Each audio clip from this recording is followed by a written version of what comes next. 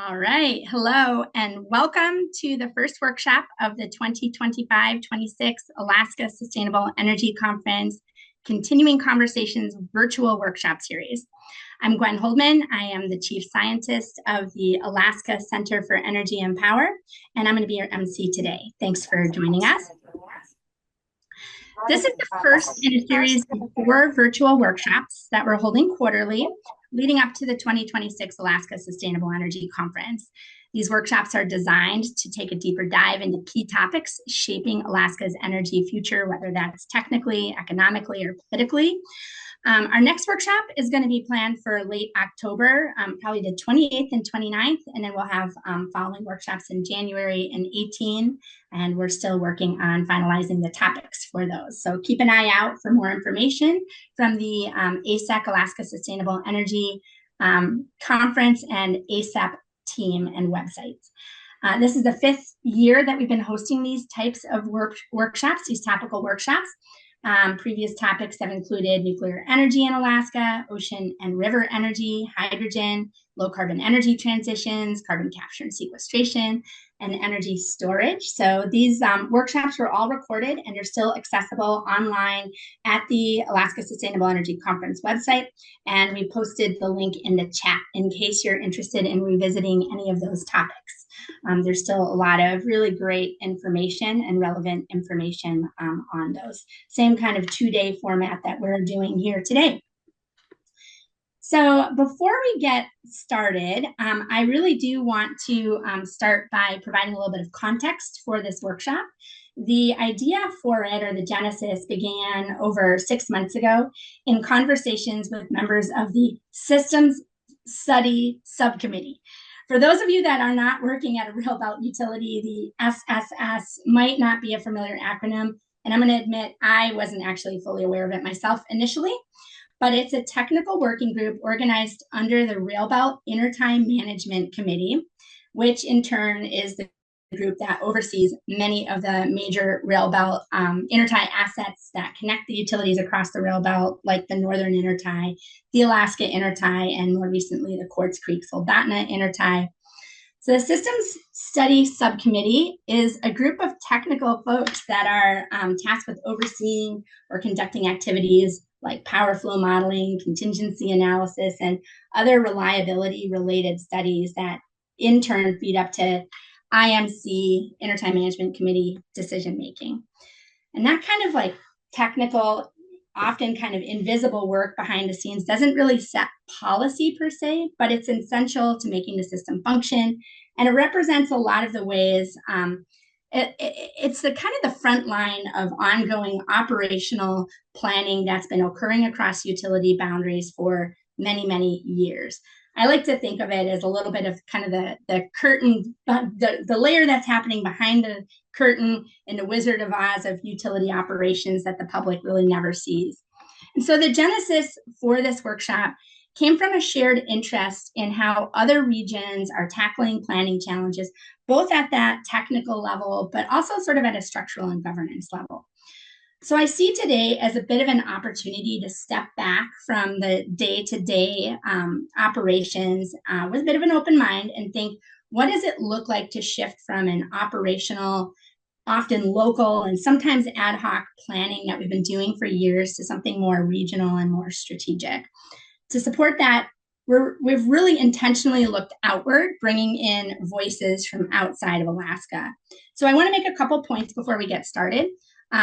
First, all of the speakers, and especially on the second day, they're not from Alaska and they're not going to be familiar with the rail belt. Today, we have some folks that have a little bit more familiarity with our system. But we've kind of intentionally not made an effort to get anybody up to speed with the nuances of Alaska and the rail belt, because they're not here to tell us what to do. They're here to share their stories about what worked, what didn't. Things have changed over time in their worlds. And so it's up to us, the Alaskans in the room, to listen, ask questions, and ultimately decide what's relevant to our own context. We know Alaska is different. We talk about that all the time, but our scale is different. The challenges are different. But we do know that the challenges of building trust, establishing shared frameworks, and aligning long-term investment with the public benefit is something that are universal goals. And so secondly, I want to point out, and I recognize that many of you, the Alaskans in the audience, bring your own expertise and diverse perspectives on what regional planning in Alaska should look like, both from your own personal perspectives and from the organizations that you represent. This workshop isn't designed or intended to answer all of those questions. It's really intended to help us ask better ones. So the idea here isn't really to prescribe a model, but it's really about broadening kind of the sets of tools and perspectives that we can draw on, and an opportunity for shared learning, which I have personally found to be pretty invaluable in whatever way we can create opportunities for that. All right. So moving on, for today, the overview of the agenda today, we're going to be hearing first from Billy Yancey from Electric Power Engineers, and that's going to be followed by Chris Postma from Power Engineers. And in closing, we'll have Carl Monroe, who's not a stranger to many of you, who's been working quite a bit here in Alaska with a number of different organizations supporting their work. I'm going to go ahead and give an introduction of each of those speakers before they jump on board, and then I'll be moderating most of the Q&A, although we're going to be bringing in Andrew Jensen in sort of a co-moderator role here toward the end here. These speakers today, the goal here is to really provide this high-level context, some level setting to be prepared for tomorrow's more in-depth presentations. And so tomorrow we're going to dive a little bit more into the weeds, hearing from specific organizations let me see here. I'm sorry, guys. I am working with two different screens here. So we're going to be hearing from ISO New England. We're going to be hearing from the NERC, North American Electric Reliability Corporation, Transmission Planning Standards. We're going to be hearing from them. And also, I thought we were going to be hearing from Hawaii as well. I don't see it on the agenda. Oh, on the left here. I apologize. Okay. All right. Like I said, I apologize for that. A little bit confused on the screen here. So I'm gonna jump into a little bit of housekeeping. I'd like to ask everybody here, we're not going to do any of these like icebreaker kinds of slides. I really want to jump into the content here. We don't have enough time today, and I've already used up a few extra minutes. But I would like to ask everyone to introduce yourself in the chat. Let us know your name, what organization you're representing if you are. If you're having any difficulty with audio or viewing the presentation, chat event support for assistance. You'll be able to see that in the drop down. We're going to mute all attendees during the workshop, so submit questions that you have in the chat. And I'm going to go ahead and collect those and curate them and then ask our speakers during the Q&A portion of each section, which will occur after each speaker today. And the recording of this workshop is going to be available on the Alaska Sustainable Energy Conference website. So if you have to step away or you want to rewatch or share it after the fact, you will have the opportunity to do so. And so to start us off today, I would like to introduce Andrew Jensen from the Governor's Office. He's going to also help set the stage for the conversations we're going to have over the next couple of days. Andrew, thank you for joining us. And I'm actually going to say that you're co-moderating today with me, if you don't mind. So I'll turn it over to you. Well, thank you, Gwen. Thanks everybody who's in attendance right now, taking time out of your day to join this webinar. Thanks in particular to our speakers who are contributing their time to this. But I do want to give a special thanks to Gwen, to ACEP, to UAF. Jeremy Casper, they've been partners in these workshops since the very beginning, and with the planning committee for the conference. And they've been huge contributors to why it's been such a success over the years. And I want to make sure that I give a special thank you to them. So obviously they've been working on these workshops for us generally in the months leading up to the conference each spring. So we wanted to do something a little bit different now. And so continuing conversations, as we've decided to brand this, it's That's exactly what it means. We're going to keep the conversation going year round around energy and technology solutions for all of Alaska, leading up through next spring. So we hope you'll be able to keep tuning in either live or checking out the recordings online. And I'd also like to just give thanks to somebody that you're going to hear from tomorrow to start off the day, and that's Governor Mike Dunleavy. He had a vision for what ASEC could become when he started this back in 2022. And I think what we saw this year is that vision really meeting the moment of this period of time that we're in right now, and then having 3 cabinet officials up, Interior, Energy, EPA. I mean, the critical cabinet officials for Alaska, as we all know. Dozens of guests from around the world, 10 different countries, the Secretary General of Taiwan, energy ministers from Japan, Korea, Philippines. I mean, this was really kind of the culmination of what we thought this could be. And so we really want to keep that momentum going throughout the year into next year. And so we're really glad that you're here. The governor's vision for ASEC has always been about putting Alaska on the map, but it's also been about drawing voices in from outside of Alaska, share their knowledge with the people of this state. And that's where our lineup of speakers this week is going to come in. It's a dynamic time for energy in Alaska. I mean, we've got the AKLNG project with momentum like it's never had before. We have a $413 million transmission project going on the Kenai Peninsula. Dixon Diversion is advancing towards applying for its FERC license in the first quarter of next year. And we have, a dedicated presidential executive order for Alaska to unleash Alaska. So, it's a really exciting time, I think, for energy in Alaska, on and off the rail belt. But in the rail belt in particular, it's a dynamic time around transmission planning, which is the subject of this workshop this week. We have the Rail Belt Transmission Organization that is now filed its open access tariff on time, July 1st. That's now in front of the Regulatory Commission of Alaska. We also have the Rail Belt Reliability Council that is at work developing the transmission planning standards. The Alaska Energy Authority has also been at work developing a strategic plan for the rail belt. So with that in mind, with all those moving pieces that are kind of going on right now on the rail belt, it's important to sort of, emphasize what Gwen did, I think, at the beginning too, is what this is and what this isn't. This is an educational workshop for us. It is not about advocacy or telling Alaska what to do. Our intent is for these speakers to share their experiences, share some of the best practices that have been developed over time, over decades, really, around the country. So there is a lot Alaska can learn. We are unique, but there's certainly things we can learn from what other people have gone through in trial and error.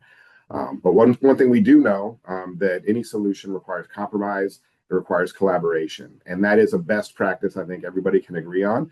And so if we utilize that as a core principle, I think we'll seize these opportunities that are in front of us right now.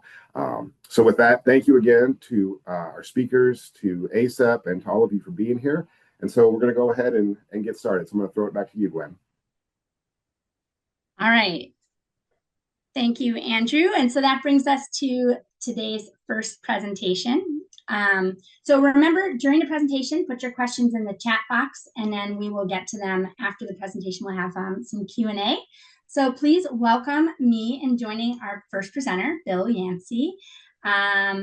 He is going to give us a bit of an overview on transmission planning, how it intersects with other planning processes, some of the challenges associated with that, and what some of the emerging topics are at the forefront elsewhere that can be relevant to the rail belt.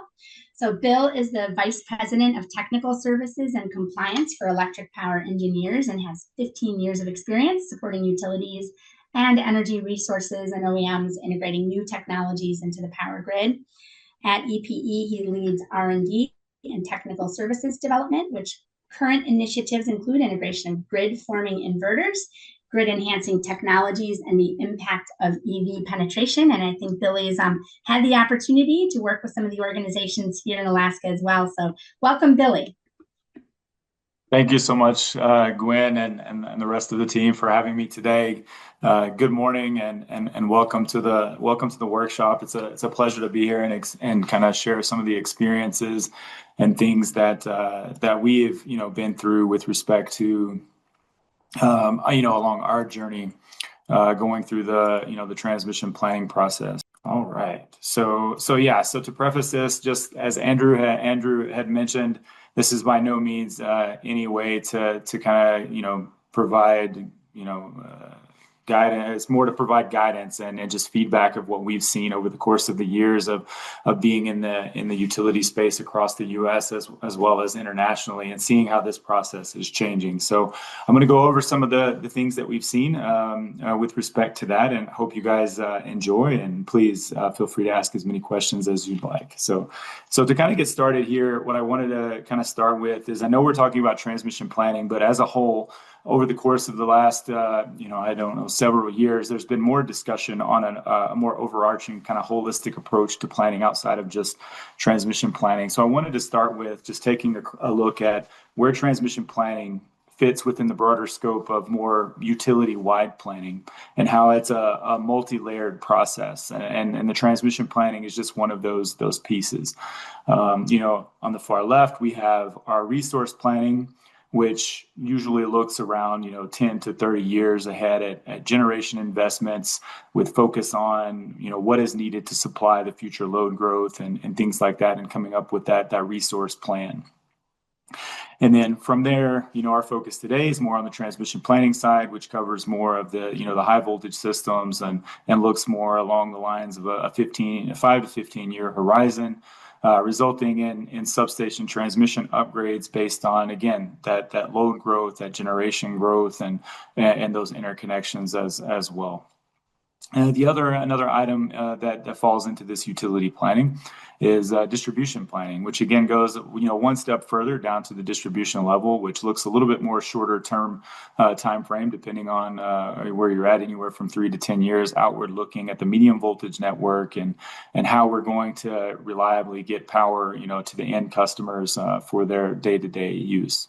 And then finally, we have our customer planning process, which deals more with the end users, the rates, programs over a 2 to 5 year period, to really understand, how that's impacting them, driving incentives and things of that nature. So really, each of these areas requires a specific, set of analyses to be performed throughout the processes of their respective planning roadmaps. For resource planning, we perform capacity expansion, optimization, and production cost modeling, where the goal is to determine most effective portfolio of resources needed to meet the future energy needs. So really, just understanding how much do we, how much renewables are we planning versus any conventional generation, things of that nature. Really understanding that energy mix and how it's going to impact our rates and things like that. In transmission, we run a variety of different studies, from AC, power flow, short circuit, transient dynamics, electromagnetic transient, more detailed transients, to really determine, what are the system upgrades needed. If there are thermal violations or if there's stability issues, what are the upgrades needed to alleviate those issues? Whether they're changes in control, maybe non-wireless alternatives, or just upgrades in terms of conductors, transformers, etc. And then for distribution, we perform more unbalanced power flows. So we're down at the we're down at the lower voltage levels, where we can operate single phase, 3-phase, et cetera, and providing those same types of analyses, similar unbalanced power flows, short circuit analysis, as well as fault analysis, really to determine the local, local system upgrades needed to provide effectively power to the end user, as well as looking at those protection schemes to allow for us to minimize outage times and maintain high up times and things like that, with regards to our safety, et cetera, and things of that nature. So really, and then lastly, focusing on the customer, we're looking at their load forecasts, demand response programs, as well as DER cost effectiveness, to really understand how is the customer playing in all of this, because at the end of the day, they are a lot of the biggest, they are a part of the load system, and really understanding how their loads, how they're operating, how they're using their day to day, if there's DER on the system, is going to just trickle back up the system in terms of how we do planning at the transmission level. All right, so with all of that said, I want to say, I want to go into the next one and say, okay, let's dive a little bit deeper into transmission planning. And what does transmission planning, what is transmission planning from our perspective?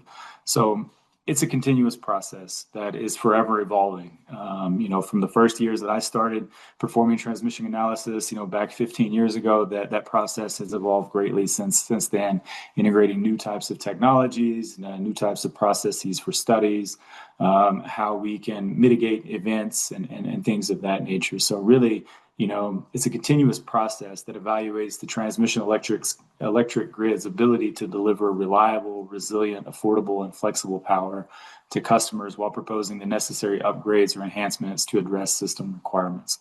So keeping that in mind as kind of we go through this process, that's the way we've defined it over the course of our career here at EPE. And again, this is just something that we kind of abide by internally when we're going through, our processes for studies and such. So next up, I have a slide here that kind of covers all the typical dimensions, I would say, of transmission planning. There's a lot here on the slide to digest. You guys will have the recording as well as the slides to kind of read through them a little bit closer, but I'll kind of go through them as the process from kind of left to right, where we start with generation and load interconnection process that typically requests, new grid connections, new renewables, new generation coming online, usually looking out from a planning perspective over a 2 to 5 year horizon. So building multiple cases, building multiple load scenarios, generation scenarios to perform the necessary studies to really understand what upgrades are needed to accommodate all of those generation resources, and these can come in a variety of flavors depending on where you're located. Again, most of the U.S. is cluster based. However, you have ERCOT, who is more of a connect and manage. So therefore, their generation interconnection process is always ongoing with respect to new projects coming in and how they deal with the process there. Next up, we have near-term reliability planning, which focuses on maintaining, in this case, from the U.S. perspective, mostly around the NERC compliance requirements over 5 to 10 years. So really looking at those reliability upgrades, similarly to, I think, what is being put in place in Alaska there with regards to establishing some of these reliability constraints, such as TPL and such things, and how they relate to the grid that you guys have and operate and maintain. So these would be looking out, a little bit further along in terms of what are the upgrades needed based on the growths and load growth and generation growth that are expected. Next up, we have economic planning, which works to alleviate, market congestion over 2 to 10 years. So really looking at, where we're going to have those bottlenecks with respect to getting our generation to the load and how that impacts the market and making sure that those upgrades are in place to ensure a smooth operation of the grid from the economic perspective. And then we have our long-term scenario planning that's looking, well out into the future, typically around 15 to 20 years or further, depending on, the levels of the studies needed. So really trying to understand what does that future grid look like. This is mostly, typically performed more on a scenario basis where you're including a variety of different sensitivities from worst case to best case, looking at capacity expansion, as well as, impact, policies that may be coming up or requirements that may be coming up to analyze and understand, well, what impacts are these going to have on the grid long term to start developing those roadmaps for some of those longer lead time items that we would need to go through for setting up upgrades. Then we go into asset management plans for replacing aging equipment based on condition and risk. So basically, these are tied in, every 2 to 5 years, or just kind of as needed based on the age of the infrastructure, and really understanding, how can we effectively replace that equipment without causing any, disruptions to the grid. So really. A lot goes into that with respect to operations and maintenance, those planned outages and things of that nature that allow us to go through those processes. And then last but not least, we've got our policy planning that supports more of the mandated build outs over a 10 to 20 year horizon, which really just kind of gives us the idea of how we're, looking at how we're looking at retiring of generation and things like that based on policy mandates and things of that nature. So from this, let's see, the types of transmission planning studies that come out of this, are a variety of different studies. And these range from our traditional studies that we require, like I mentioned before, a little bit from the NERC TPL to specific, generation interconnection load studies, whether they be cluster or individual based on different types of assumptions, as well as transfer studies, ensuring the power flow across our network if you're intertying into different utilities or regions, such as in the U.S. between MISO, SPP, et cetera, really affected system studies and things of that nature. Also, very important protection studies, extreme events, black starts. There's a whole slew of studies that are that are performed as part of the planning process, and it's continuing to build based on the need of the system, based on the types of resources that are being plugged into the system, and the types of loads even that are beginning to come online that can impact our grid and how we operate.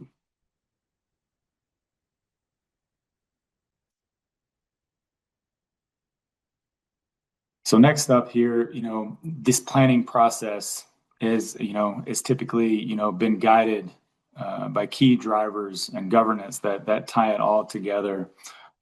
These, include state, federal mandates, such as carbon reduction, post on renewable integration, going green and things of that nature, as well as, the FERC requirements or the regulatory requirements in general that help guide the planning process, such as FERC Order 890, Order 1000, Order 1920, just to name a few that really, guide this process that we're on. And through all of these, those dimensions that I previously mentioned all kind of tie these all together and then help us put together those assumptions and the needs that we have with respect to performing the necessary studies from, reiterating reliability planning, looking at the steady state stability short circuit of the system and how they impact these planning processes and as well as these state mandates and kind of keeping those at front of mind as we go through these studies.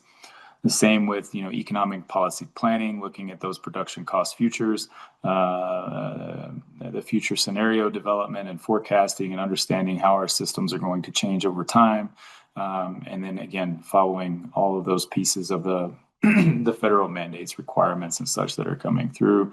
And then you've got resource connection and any other special studies that potentially would be necessary for the purpose of evaluating all of these from geomagnetic disturbance to electromagnetic transients and things that are cybersecurity for that nature matter to really understand how these all relate and come together.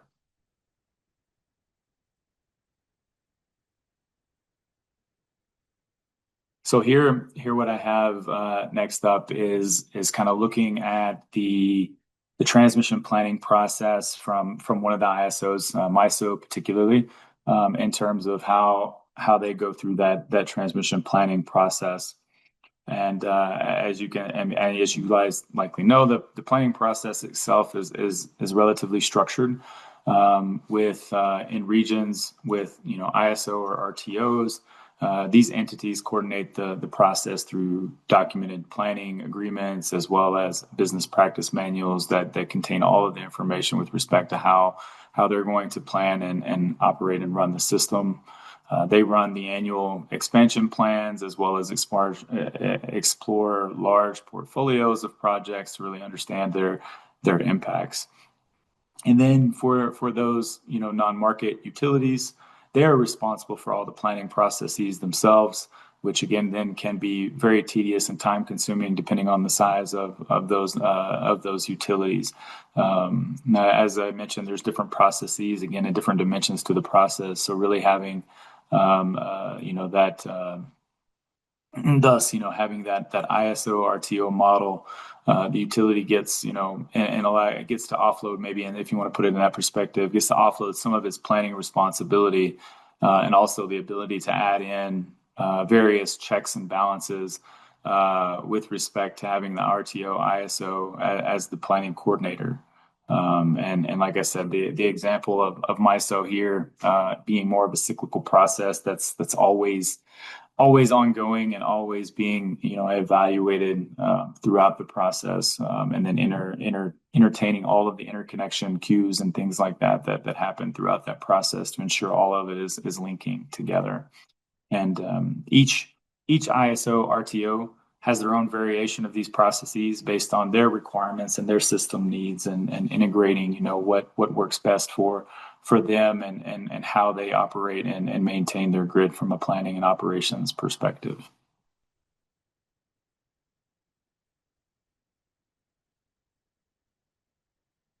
And so here next up, just kind of to go through a little bit, a hierarchy of the criteria and standards, to ensure our planning, is sound.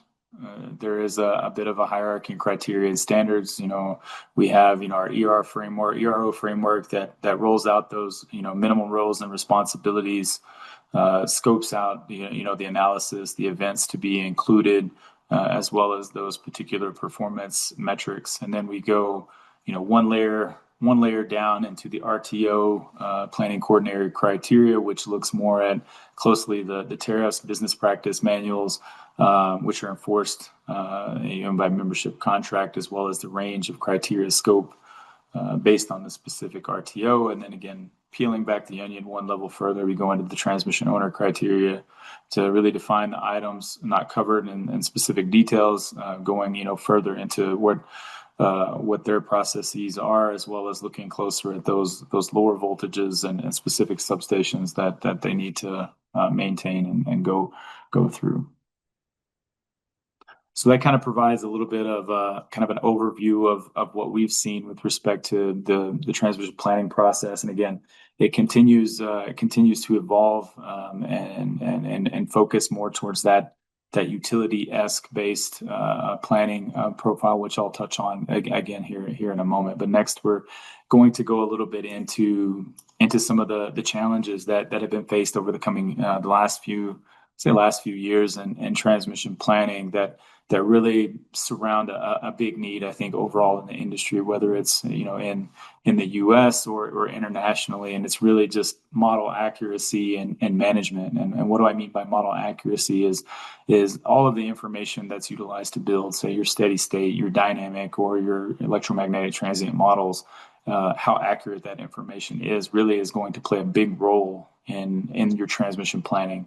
The more accurate those models are, the more representative you're going to have actual response and see observing responses to grid events that you may or may not have or plan for. So really understanding your grid from that perspective. So again, we've seen it all too often that existing generation resources may not, the current installed settings may not match exactly what we have in our planning models, which then lead to a variety of different results with respect to the studies that we do.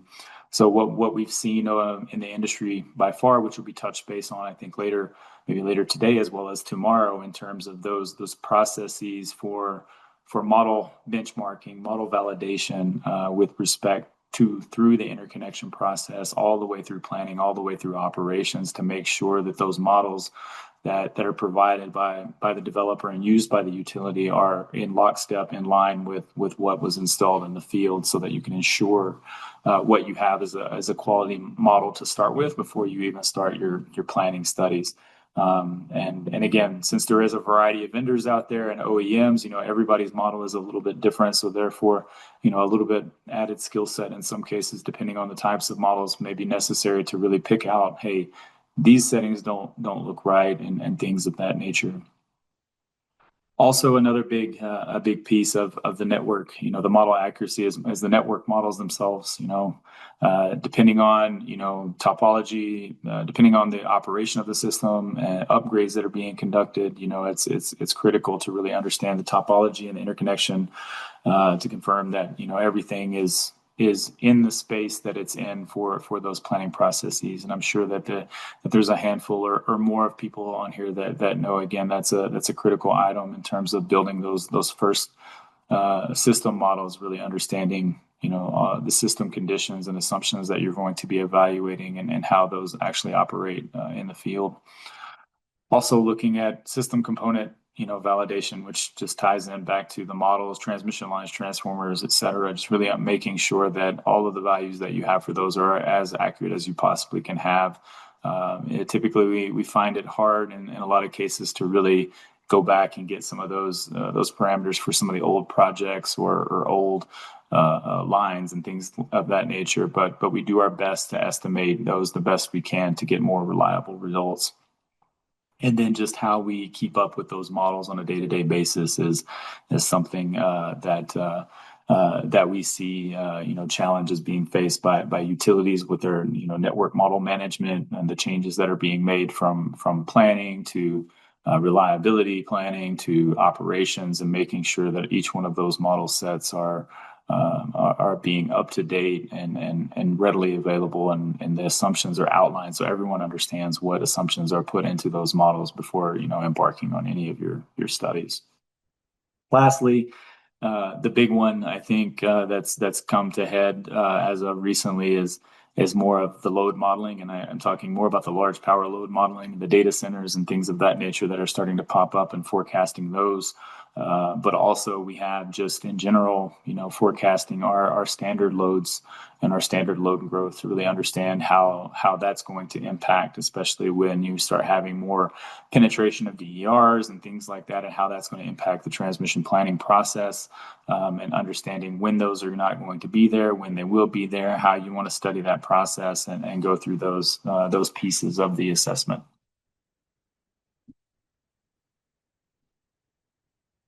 So here again, kind of the item with respect to inverter, the next item of challenge is inverter-based resource growth. Again, here's a map that demonstrates, a lot of the inverter-based resources showing, solar and wind are now a significant part of the nation's, energy mix. And again, we're looking at, let's see here. So you can see again in certain regions where you have lots of the green and the yellow for solar and wind, still have quite a bit of natural gas, et cetera, but still, inverter-based resources are popping up in areas where, again, you may see more weaker grid conditions and such that could have larger impacts on the grid. So, and looking at planned additions for this year, solar and battery energy storage are projected to make up over 80% of all new utility scale capacity, with 32.5 gigawatts and 18.2 gigawatts respectively. So again, inverter-based resources are continuing to grow, and looking to identify, the challenges that come with that, and understanding really the operational capabilities and performance capabilities of these new resources, or I say new resources, but just IBRs in general, to help, they have the potential to help, mitigate any issues within the system. So, this rapid growth introduces, relatively, I would say, new reliability concerns, and we see, potential for local thermal constraints as well as wide area line overloads. We continue to face challenges with high and low voltages in remote areas, degraded power quality in some senses, some cases with regards to harmonics and interactions, as well as sometimes longer voltage recovery times after a fault. The displacement of traditional generators is leading to a lower system inertia, which leads to decreased frequency response. Now, understanding IBRs have the ability to provide some frequency response, and potentially can provide frequency response in both directions, depending on how they would be impacted from that perspective, and how they're operated, and what type of market rules that are required for them to operate by curtailing themselves and providing that headroom for response.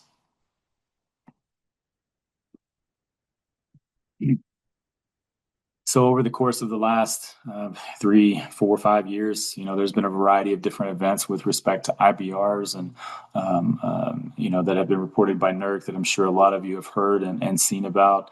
A couple of them touched a little bit closer to home for me in terms of being, from Texas and the two Odessa events that happened in back-to-back years with respect to IBR penetration and system faults and being able to, again, in some cases, it took a lot of effort by NERC and others to replicate some of those events based on system conditions, based on the modeling accuracy that was found in the field versus what was actually studied in the planning models and in the operational planning models.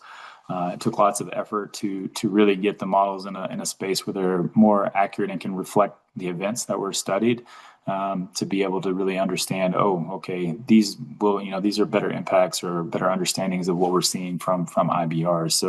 So I think again, that's where the big push has come over the past few years with regards to modeling and accuracy of the models and really in some cases I've felt that in some cases we've been going blind with respect to planning. We've been doing a great job, I think, with the information that we have been provided, but at the same time there's just been a lack of representation from the generation side in terms of the accuracy of the models being provided from the interconnection phase early on in the project, which usually can be anywhere from 2 to 5 years, maybe even longer before the project even goes into operation. And sometimes those projects can change hands of ownership, and thus again, the process could be broken with respect to providing the latest set of data, saying, when we provided the interconnection models, they should represent what's in the field. So lots of communication ongoing with all of the people involved, from OEMs to the commissioning teams for the respective developers, as well as the utilities, to really understand, hey, what's going on in the field and what's being installed in our systems. So next up, I mentioned a little bit again, in addition to the IBRs, we have another set of, I guess you could call them IBRs, but a little bit different flavor in terms of the large load growth that we're starting to experience or is projected across the U.S. with respect to data centers and the more training of AI and the use of AI. Is a big challenge that we're starting to see pop up on our radar. As these graphics show here, commercial electricity consumption has increased significantly in many states from 2019 to 2013, and specifically, looking closer at ERCOT, we see an immense growth projections, particularly from data centers due to AI and things of that nature, which are expected to grow from around 4 gigawatts in 2025 to almost 86 gigawatts by 2030. So it's only 5 more years from now where we're going to see a tremendous load growth. And where are we going to get this, the generation from to supply this load? It's likely going to be IBRs, maybe a combination of some conventional generation, maybe even some advanced modular reactors, AMRs, or small modular reactor SMRs that may be coupled with these data centers. Lots of projects ongoing with that. Maybe standalone nuclear, for that matter, could be coming in. Again, a lot to include in planning assumptions, and how we really look at the load moving forward is going to play a key role in all of our planning cases.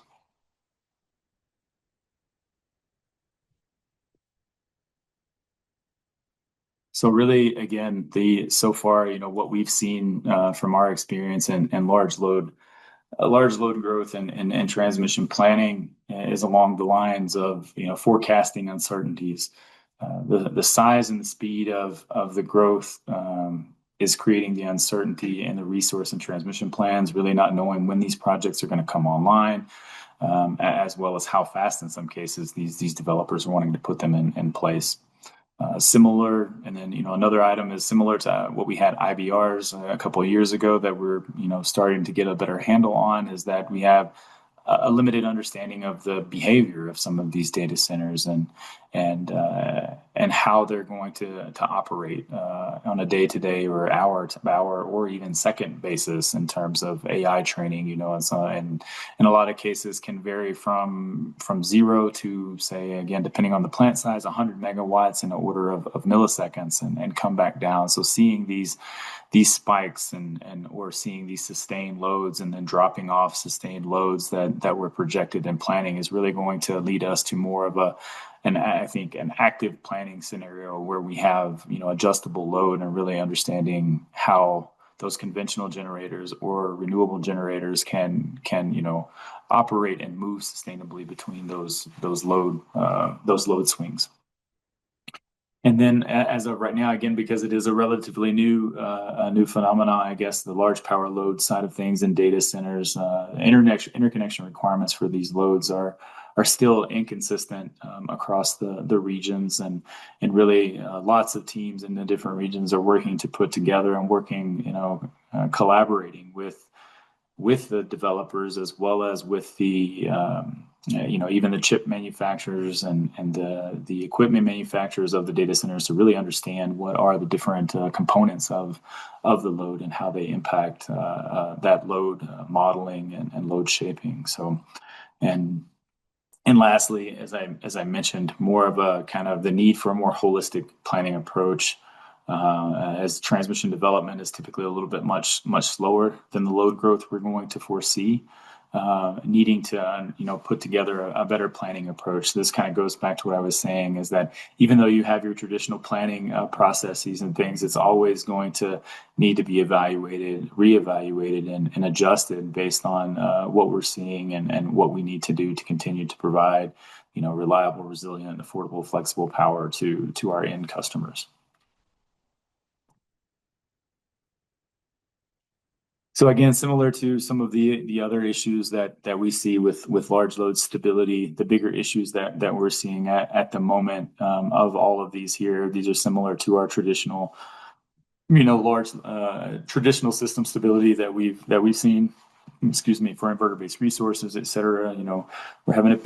There's a big concern with respect to the voltage ride-through capabilities of large load and losing a large amount of load for small or medium-sized fault events. There's been a handful of those, I think, in the Eastern Interconnect in the Virginia region. I think within Dominion, there's been a handful within a couple within the ERCOT territory as well. And then again, with those ride-through events, you also see, again, those frequency stability events where you'll see the frequency adjust in the system, which could lead to potential for cascaded outages. So really understanding how these loads are going to play in the dynamic space and the fault space, particularly because, again, they have in some cases the need to reliably provide power to their user, the data center users, for say a 24/7. So if there is a fault on the grid, they need to continue to operate. So they'll switch over to whatever systems they have, whether that be a UPS, temporary battery, some type of on-site generation, whether it be energy storage, conventional systems, or what have you, to really maintain their operation. So you may see them drop offline until they see the grid is stable again, and that could be detrimental to the grid in terms of both losing that load and then also just suddenly adding it back to the system.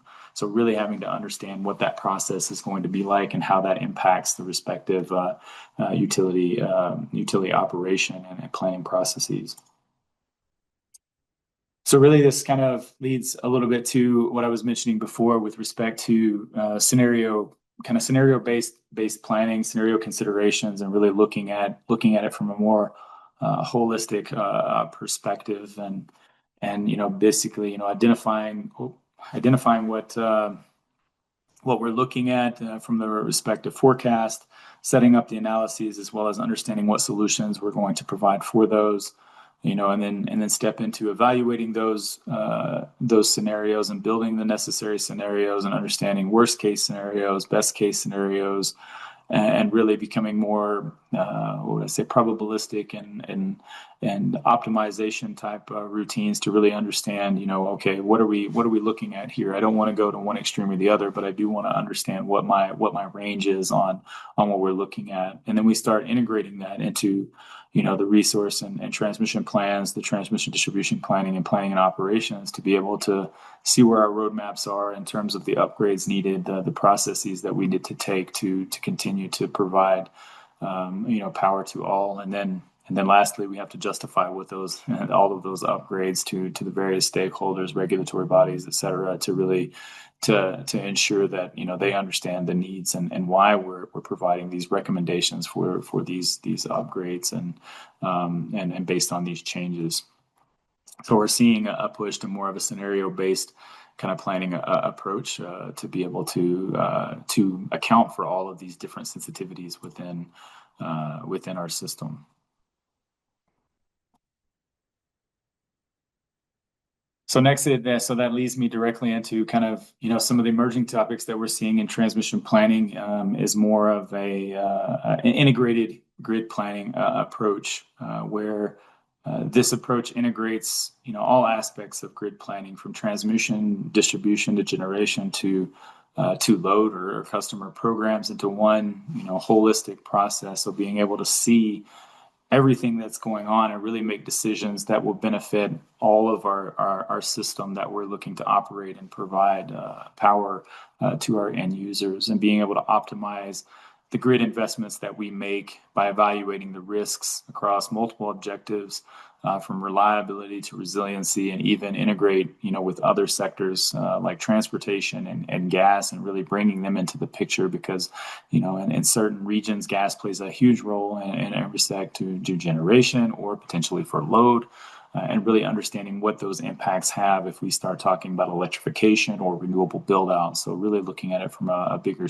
picture here, and this kind of breaks down those traditional silos, which again it can be hard to break away from, but we see it slowly starting to see those handshakes and talks across the aisle to really understand the needs from our colleagues, our peers in the different spaces, to really start working together to provide a more holistic solution for our system.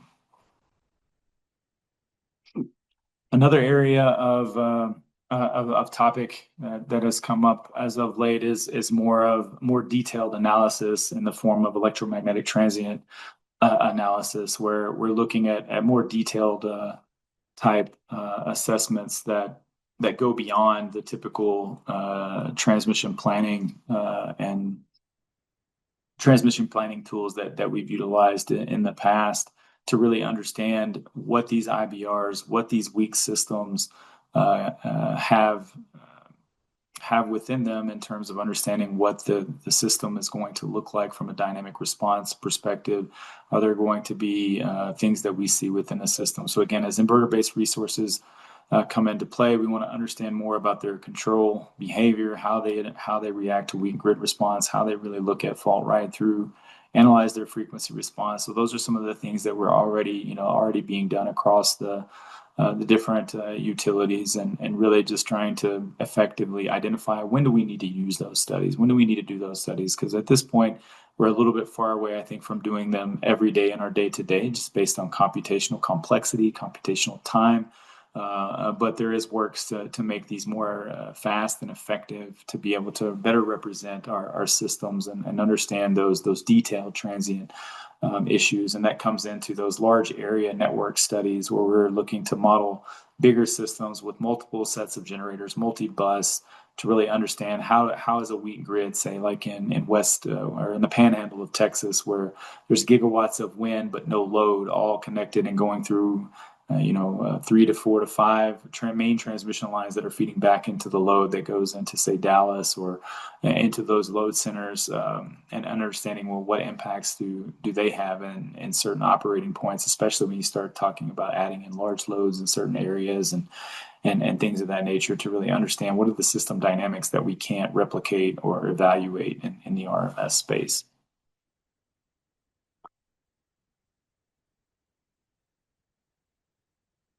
Next up, we have the grid forming inverters that I had mentioned mentioned before. That again are unlike the traditional inverters of your solar and say some wind projects that just follow the grid and just react to the grid. Grid forming inverters actively create voltage and frequency, thus allowing them to provide a more stable service than traditional, similar to traditional generators. And this basically, in a sense, transforms the IBRs into a potential system stressor, from a system stressor, basically, being there and following the grid, into a foundational anchor for stability. So being able to really provide additional support for the grid, depending on the technology and such, and being able to help provide that stability. So lots of key uses with respect to them enhancing the stability strength, providing synthetic inertia, enabling black start, and acting as non-wires alternatives. Again, this is where additional studies come into play to really understand, what real true impact they're having, to ensure they're not, because they can, in certain senses, if the controls are not configured appropriately, can result in instability, just like any other generator out there. If the controls and things are not studied appropriately,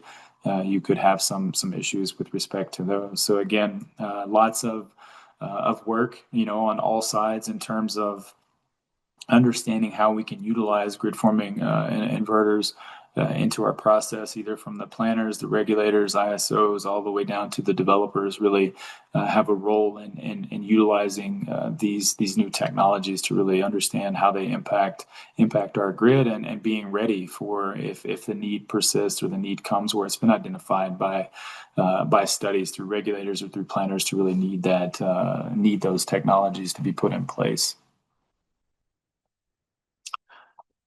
And then lastly, we have here our grid enhancing technologies.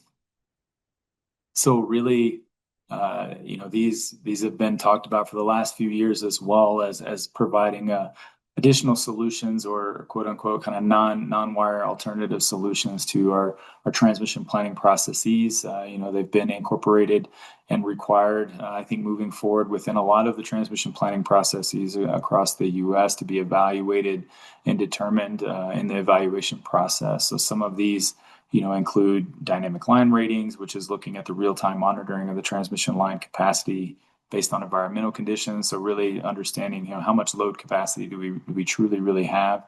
Incorporating that into a planning case is relatively straightforward, I think, just depending on worst case, best case. We go into that scenario planning and understanding how the loading impacts our system from a best case, worst case perspective. And then we have another that's advanced power flow controllers, which basically controls the power flow across different lines depending on how it's set up. So being able to optimize power distribution across multiple transmission lines to be able to really control a little bit about that flow and increase our overall capability and capacity. Then we've got topology optimization. So basically reconfiguring of the grid to reduce congestion and improve transmission efficiency. So, and then, again, the benefits of GETS is really enabling, transmission capacity, reducing congestion, and helping accelerate renewable integration, or now in this case, maybe even load interconnection integration, depending on how these new technologies are being utilized. And we're seeing, them being utilized in various aspects across different utilities in different ways, and everyone has a different need and approach to integrating these different technologies.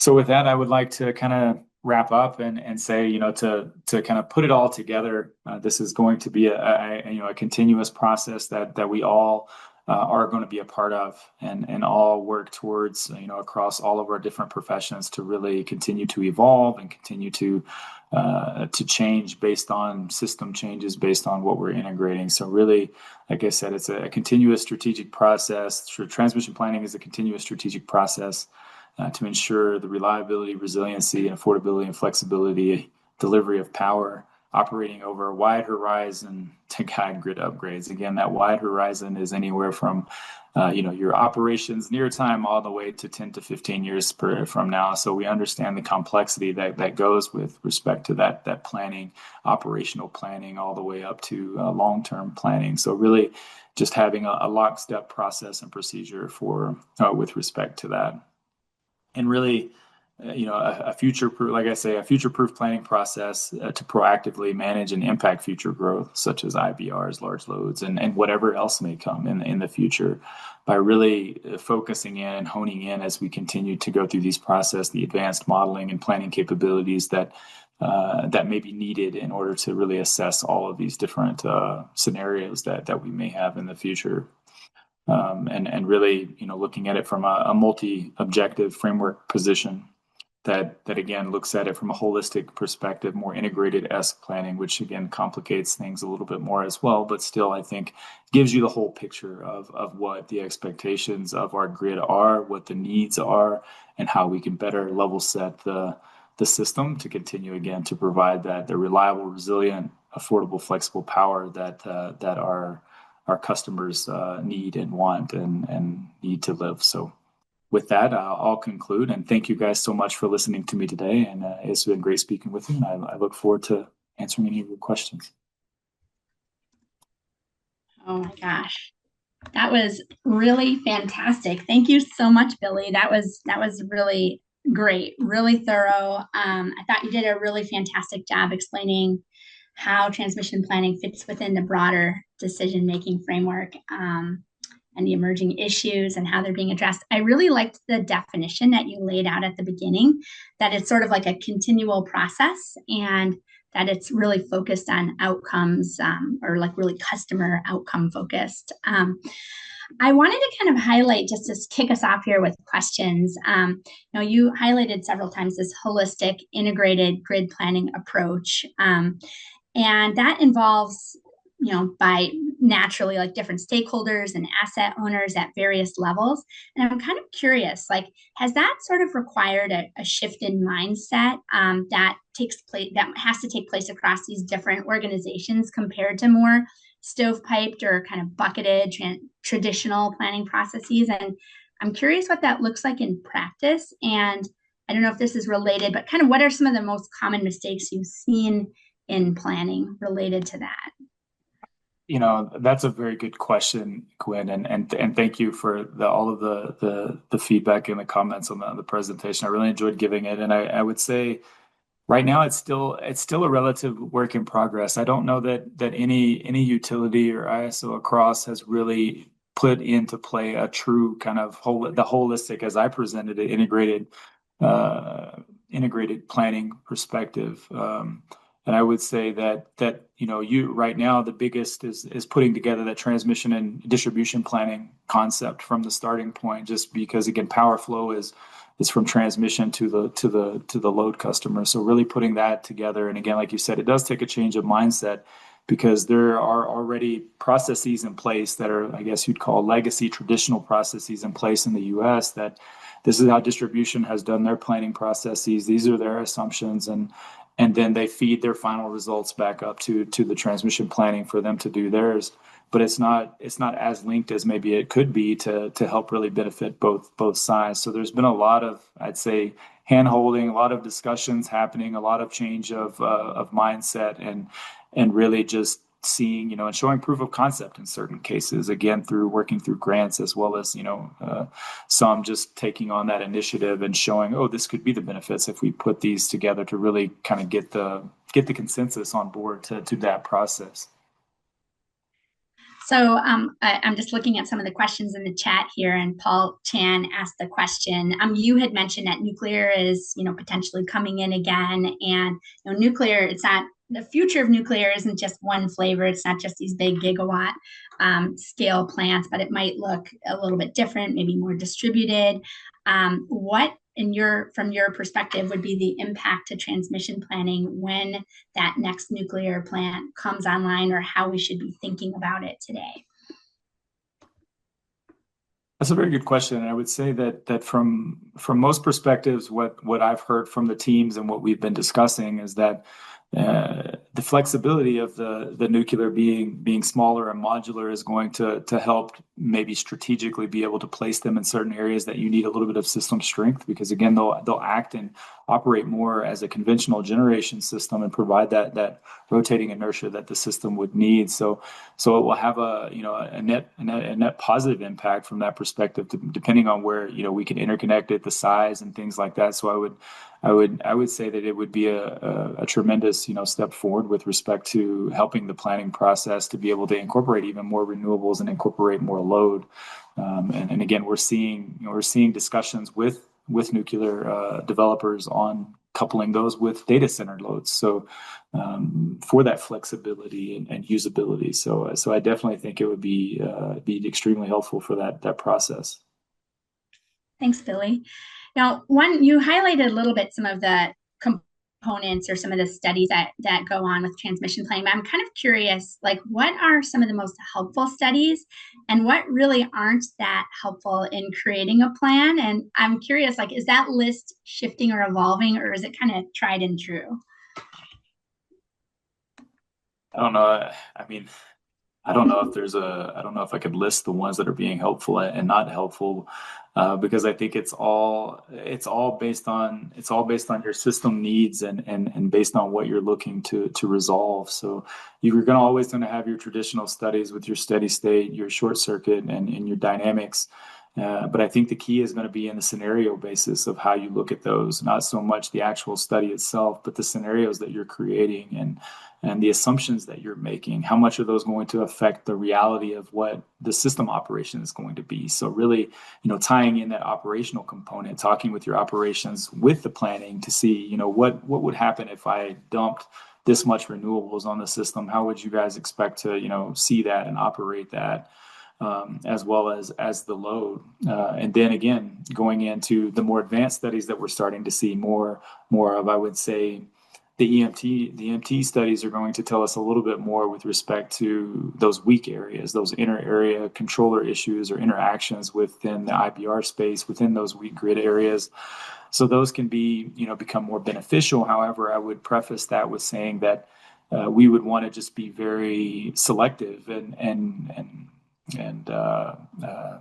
process driven with respect to how and when we perform those studies, because they are very computational complex. They are very time consuming at the moment. So really understanding what are the system needs and identifying maybe system needs. I know there's various platforms, EPRI, ESIG, and others are identifying, certain studies that can be performed to say, okay, now I need to go into an EMT study to really understand what's going on there. So I would say it really just revolves around the nature of the grid and the operations more than it does the actual studies themselves, and then the scenario planning that comes within that. Yeah, I'm actually really interested in kind of pulling on that thread a little bit. You kind of talked a little bit about future proofing, and scenarios, are sort of a bit of that. And, it's kind of one thing that we've talked about here a lot in Alaska is sort of this chicken and egg problem with, like, we'd like to see some load growth here.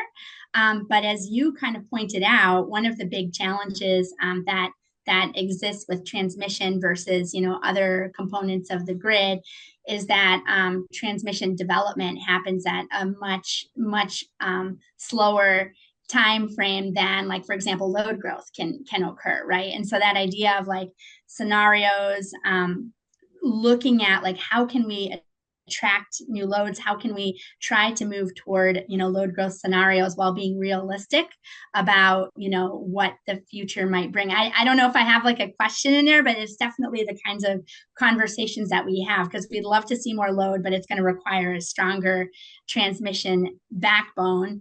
And how do you kind of use scenarios to sort of move into that future that you'd like to see but may or may not actually happen, right?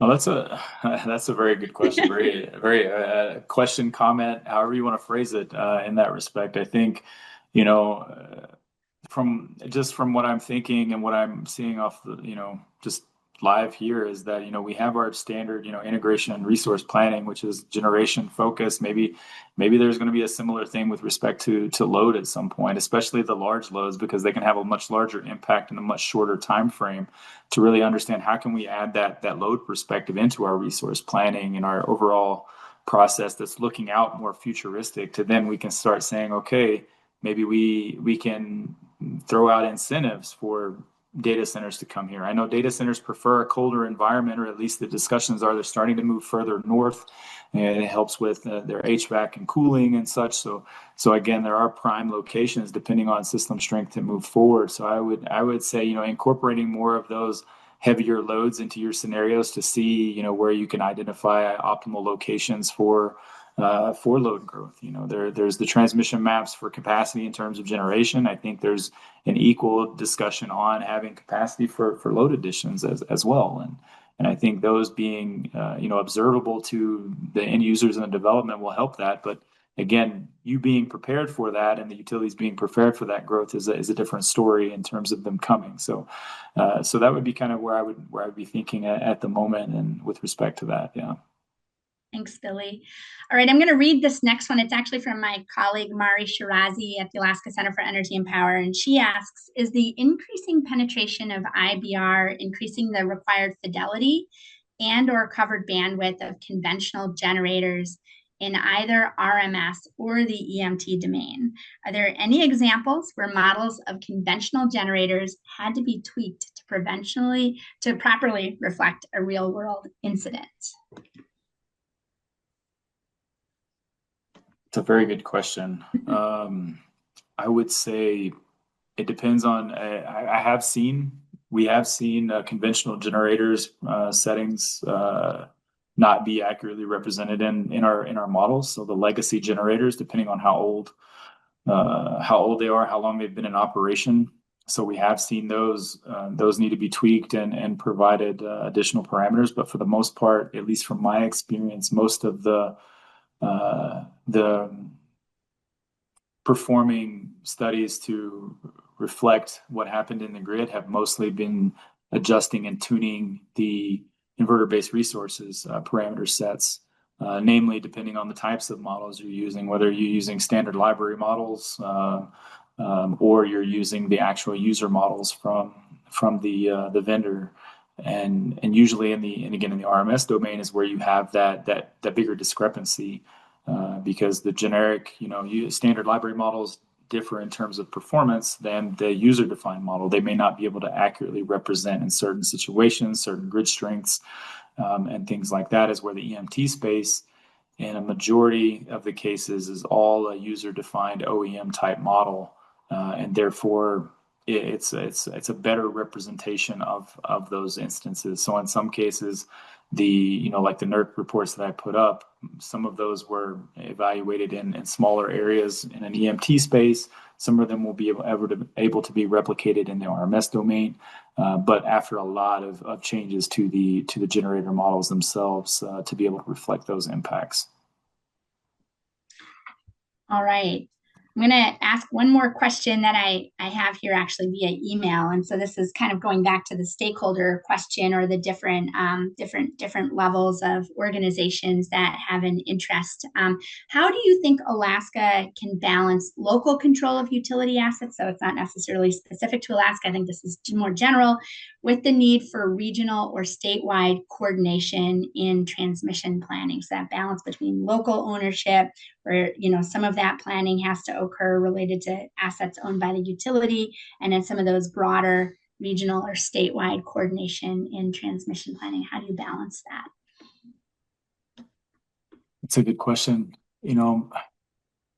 A good question, and I think maybe a sensitive one to some. But I think I look at it as more of a collaborative approach in terms of the local or smaller are going to be looking out for their utility. They're going to be performing studies, maybe a little bit more intimate with their system with respect to the changes and the challenges that they're facing.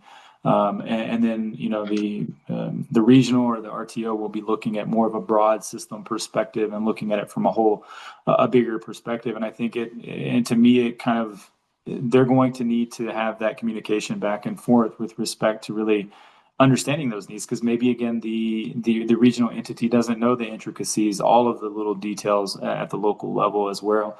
The regional entity vice versa. The local doesn't know what's the impact of their system on the rest of the bigger system. So really, I think it comes down to just working together to understand what are the different horizons, different objectives of the different entities to then work together to a common North Star, which is just really being able to provide power to all in a reliable, efficient way, and being able to work together through those studies and really, educating, I think, both sides, and communicating where they're going and then how that works out. Now, going down into the stakeholders and how and who is paying, I think that's a little beyond my scope of work here, but I would say that in terms of the actual study process, I think just working together with respect to those, I think it'll shed a lot more light on understanding from each side's perspective.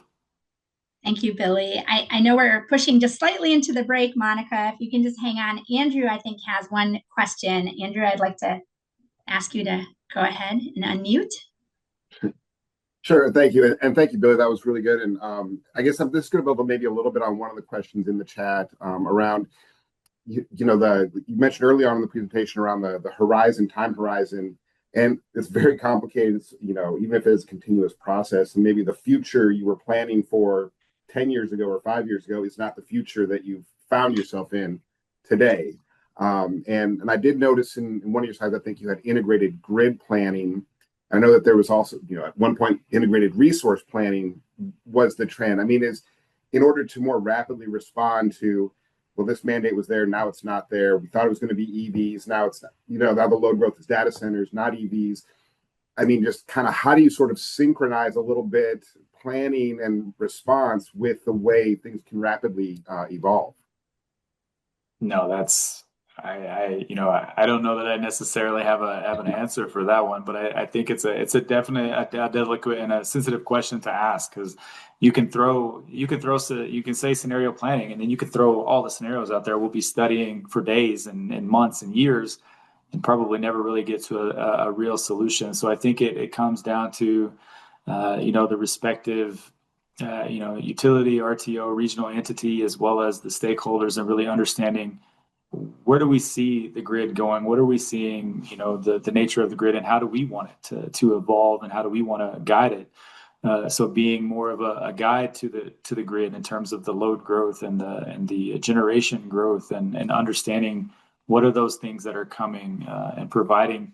I say it very loosely, best case, worst case, so that you just have a range, and then you can start projecting your roadmap and plan that way. Because mandates and policies are going to change faster than I think a lot of the cases, and that's where a lot of these processes that we feel can be automated and can be studied more rigorously through automation, AI, et cetera, to be able to then get us down to the nitty gritty to look at the solutions and spend more time on the solutioning and the understanding of what we see, as opposed to just the number crunching in the back end.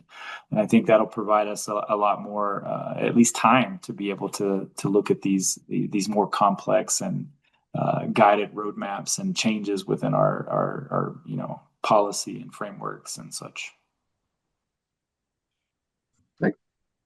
Thank you so much, Billy. That was just a really fantastic way to start us off today. All right, so welcome back. We are going to move into a presentation by Chris Postma from Power Engineers, which is really kind of a continuation of Billy's presentation. We are going to be hearing more about how transmission planning is evolving in response to things like load growth, new generation sources, regulatory changes, and also emerging technological opportunities, and how planners and planning processes are responding. Chris is a senior advisor within the electric power sector based out of the Overland Park area in Kansas. His background includes transmission planning, NERC compliance, regulatory compliance, and substation and transmission line design and protection. Chris is the chair of the IEEE PES Transmission Subcommittee's Reliability Impact of Inverter-Based Resources Working Group, and he's an active member in various NERC groups. So thank you for joining us, Chris. I'm going to turn it over to you. This is expanding on Billy's presentation. He gave a great high level of what transmission planning is, what a lot of the issues that we've been dealing with for the past couple decades, and how a lot of processes are changing to accommodate those. I am trying to speak a bit on how transmission planning looks in practice within the lower 48. And so that's where I'm trying to go after a bit of this. I'll apologize in advance if there's any repetition, since they are very similar topics, but I'll try to key in on some of the specific applications that we're seeing. So I'm assuming the majority of folks on this call are familiar with some of the division of the different synchronous interconnections within the North America. There's ERCOT, which is a large island. It is connected to the Eastern and Western Interconnect through some HVDC back-to-back ties. Those are generally on the smaller sides. They're fairly old, and they limit some of the interchange capacity. This is true of a lot of the back-to-back ties between the interconnections, and is one of the areas that of focus currently, just as a way to strengthen the ability to interchange power, since so much of civilization nowadays is tied to the availability of power. Within the lower 48, at least, this is sort of the division for how the different entities have separated. There is interaction between these, a lot stronger interaction in areas where there's a strong coupling between entities. So, for example, MISO and the Southwest Power Pool, they have joint planning engagements. They coordinate on a lot of their initiatives because they have a long vertical continuous connection between their sides. Whereas ERCOT, as I was just mentioning, sort of stands alone in a lot of their processes. Since ERCOT is entirely located within the state of Texas, it is subject to some FERC jurisdiction, primarily tied to reliability, but not with regards to the wholesale market development, since there is no interstate, any continuous interstate transaction and exchange of power. For a lot of the other regions, each region will have their own planning criteria. The utilities under the independent system operators or the regional transmission organizations like PJM, MISO, SPP, CAISO, New York ISO, ISO New England.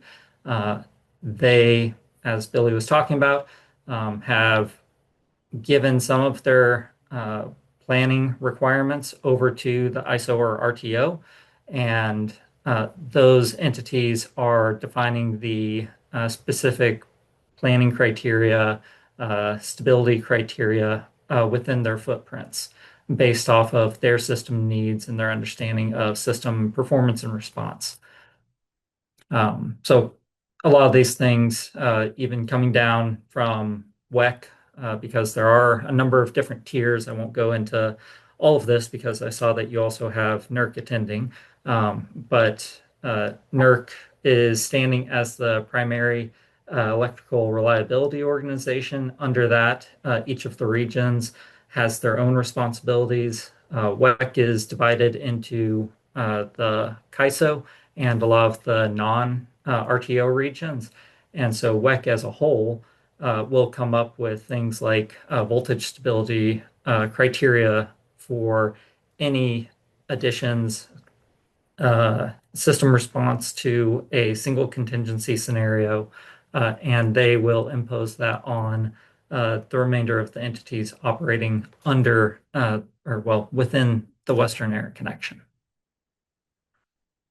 Where it comes to interconnecting things, in general, it is FERC, the Federal Energy Regulatory Commission, that sort of leads the charge for what the requirements are. FERC has been assigned the responsibility to protect the reliability of the high voltage interstate grid.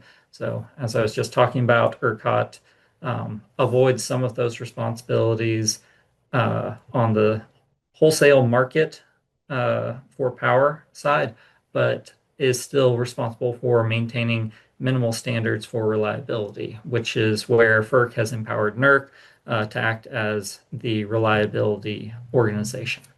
There are portions of the lower 48, ERCOT, municipalities, cooperatives, public utility districts that are not jurisdictional for FERC, but are still subject to compliance for NERC reliability standards, which are serving as essentially the minimum or requiring the regional or local entities to impose their own criteria to make sure that they're meeting reliability requirements. Because at the end of the day, so much of modern society functions off of access to electricity.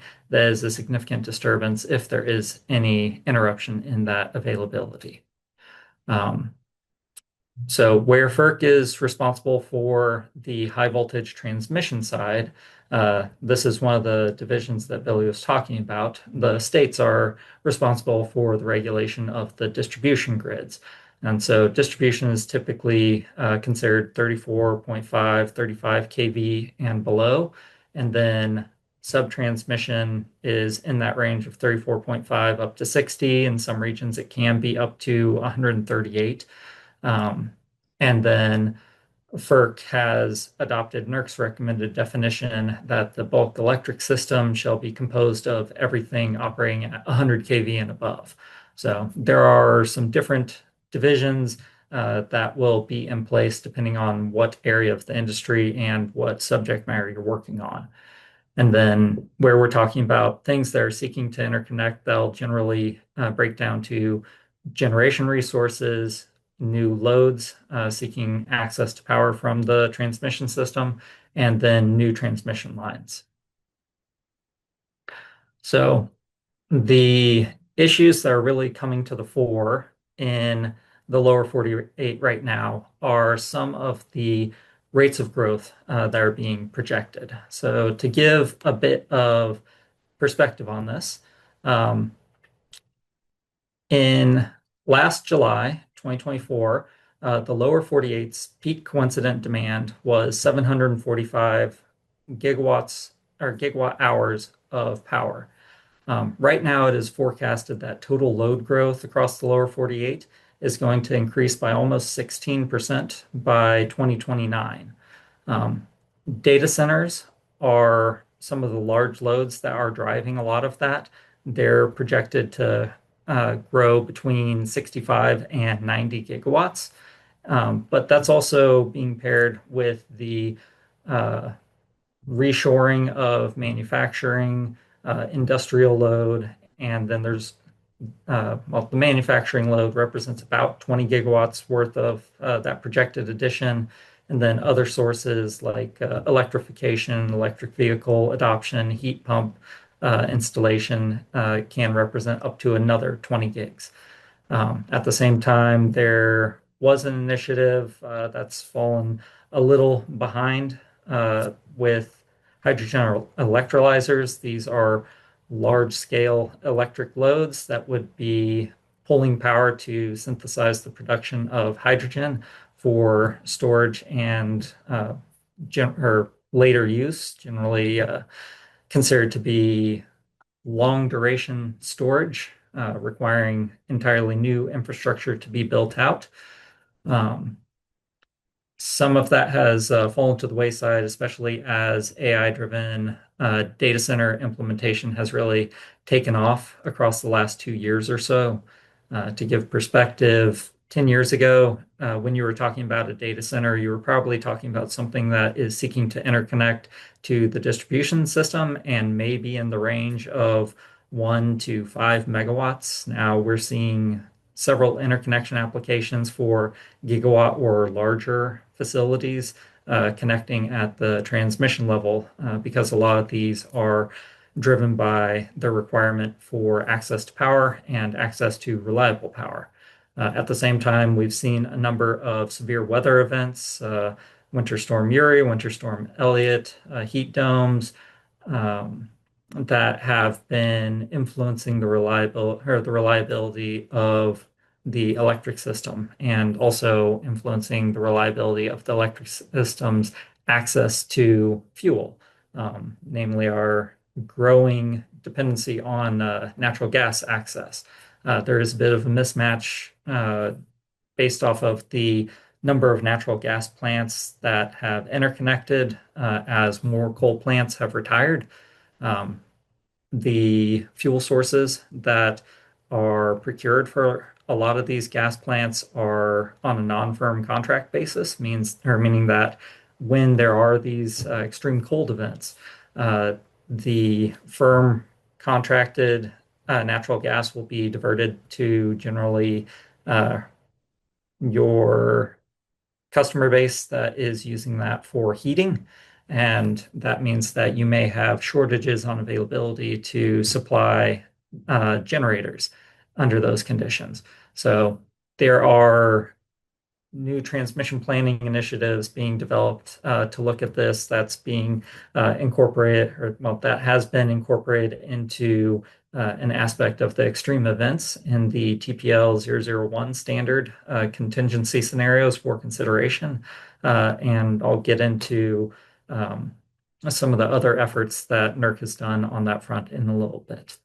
But at the same time, while all these, especially Bitcoin mining as well, is a concern, a lot of that has been more concentrated within ERCOT, since a lot of those large scale customers are looking for access to low power. But we'll look at a little bit of that clustering. Essentially, what we're needing to do is find additional transmission solutions, access to more capacity. As was mentioned in the Q&A, there is also that fundamental mismatch in the timeline to stand up new transmission. So there is consideration now through reconductoring that's gaining short-term additional power by reconductoring with larger conductors, looking at advanced conductors, grid enhancing technologies, dynamic line ratings, let's see, ambient adjusted ratings. Those are looking at operational capacity as opposed to firm capacity. So there is a bit of a application and like we've been talking about, a need to think in non-conventional terms, where typically we would look at the impact of interconnecting something under extreme strained conditions, your summer or winter peak scenarios, and then potentially the low demand peak. And not really concerned too much with the shoulder scenarios when we're talking about seasonal representation of system demand. But DLR, AAR, those are areas that are pushing to make more access to power across the year, making use of or transmission capacity that may have been obscured based off of static or annual seasonal line rating methodologies. So that's one area that we get involved in, a little less on the transmission planning side because it also overlaps with some of the infrastructure design and operation considerations. But to give some perspective on the state of large loads within the footprint of the lower 48, this is some of the large localized loads that are seeking to interconnect. There's a lot of clustering with these, as opposed to your conventional load growth rate, where you're looking at, for the past 2 decades, maybe 1.5% increase globally. Now there are these spot large loads that are seeking to interconnect. You can see in Northern Virginia that very large data center interconnection that represents Data Center Alley. NERC issued a incident review, I believe it was, on some of the performance concerns tied with how these data centers operate. These are large IT loads, and they are voltage sensitive equipment, and therefore their protection settings are set so that there can be a risk of uh, or well, really a risk of a lack of coordination between utility protection settings and the protection settings developed by the owners of these data centers. That resulted in a 1,500 megawatt uh, disconnection of load, even though they just threw their transfer switch and began operating behind the meter on local power supply. But that disappeared from the grid following a regularly cleared fault after three attempted reclosings last summer. So that is a bit of a risk that is being identified and highlighting the need for additional coordination out there right now. And of course, this is talking about, I believe, the state of the industry around the end of 2023, maybe or middle 2024. Like Billy was indicating for ERCOT, they're projecting significant growth to the point of almost doubling their grid demand in the near term. So all of this load is going to require generation to interconnect. The Lawrence Berkeley National Lab conducts their queued up analysis at the end of every year. This is from the most recent instance of that, 2024. And this is tabulating all of the interconnection applications, the queue status across all of the regions for the end of, I believe it was 2023. That is also the year that FERC rolled out Order 2023, which changed some of the interconnection processes, required the transition for jurisdictional entities. So ERCOT is excluded. They're still going by their serial process, but required a transition to a cluster queued process. Part of this is because of the level of speculation that developed in the interconnection markets. There were just a number of infeasible generation projects seeking to interconnect because of the potential profit that was seen in there. And that made unmanageable queues, several gigawatts seeking interconnection. CAISO has been operating under a cluster process for the last number of years. So this is not an infallible process, but what CAISO saw is the development of superclusters where a single cluster exceeded the load demand of the state. And for at least my almost 2 decades of career experience, CAISO has generally been a net importer of power. So it's resulted in scenarios that were not representative of the reality that we occupy. And so that causes issues for transmission planners. How do you study an unrealistic scenario and give meaningful results and indication of what grid needs are required in order to move forward? At the same time, PJM saw a backlog of, I think, around 2,000 projects that were at some stage of the interconnection to facility study process. And every time multiple millions of dollars of network upgrades are assigned to a serial entity, that would trigger someone withdrawing. That someone had been assumed to be in the system for a subsequent project. And therefore, that creates a snowball of restudies because now one of your planning assumptions has been voided. And so you need to go back and restudy. So as entities were pulling out, that was triggering dozens of restudies and just slammed the interconnection study process down to a stop. And so where you're seeing this 2.6 terawatts worth of power, 2,600 gigawatts seeking interconnection, this is causing a adequacy issue because if the queues are not moving forward, if generation is not interconnecting at the pace that it's needed, then that will stall the ability for new load to interconnect. And now, with the past 2 years or so, with these large loads seeking to interconnect, this is turning the problem into an exponential issue. Um, at the same time, as we are talking about inverter-based resources, 95% of the resources seeking interconnection across the lower 48 are inverter-based resources. Storage is a large portion of that. There is a large portion of storage that has interconnected in CAISO's footprint and in ERCOT's footprint.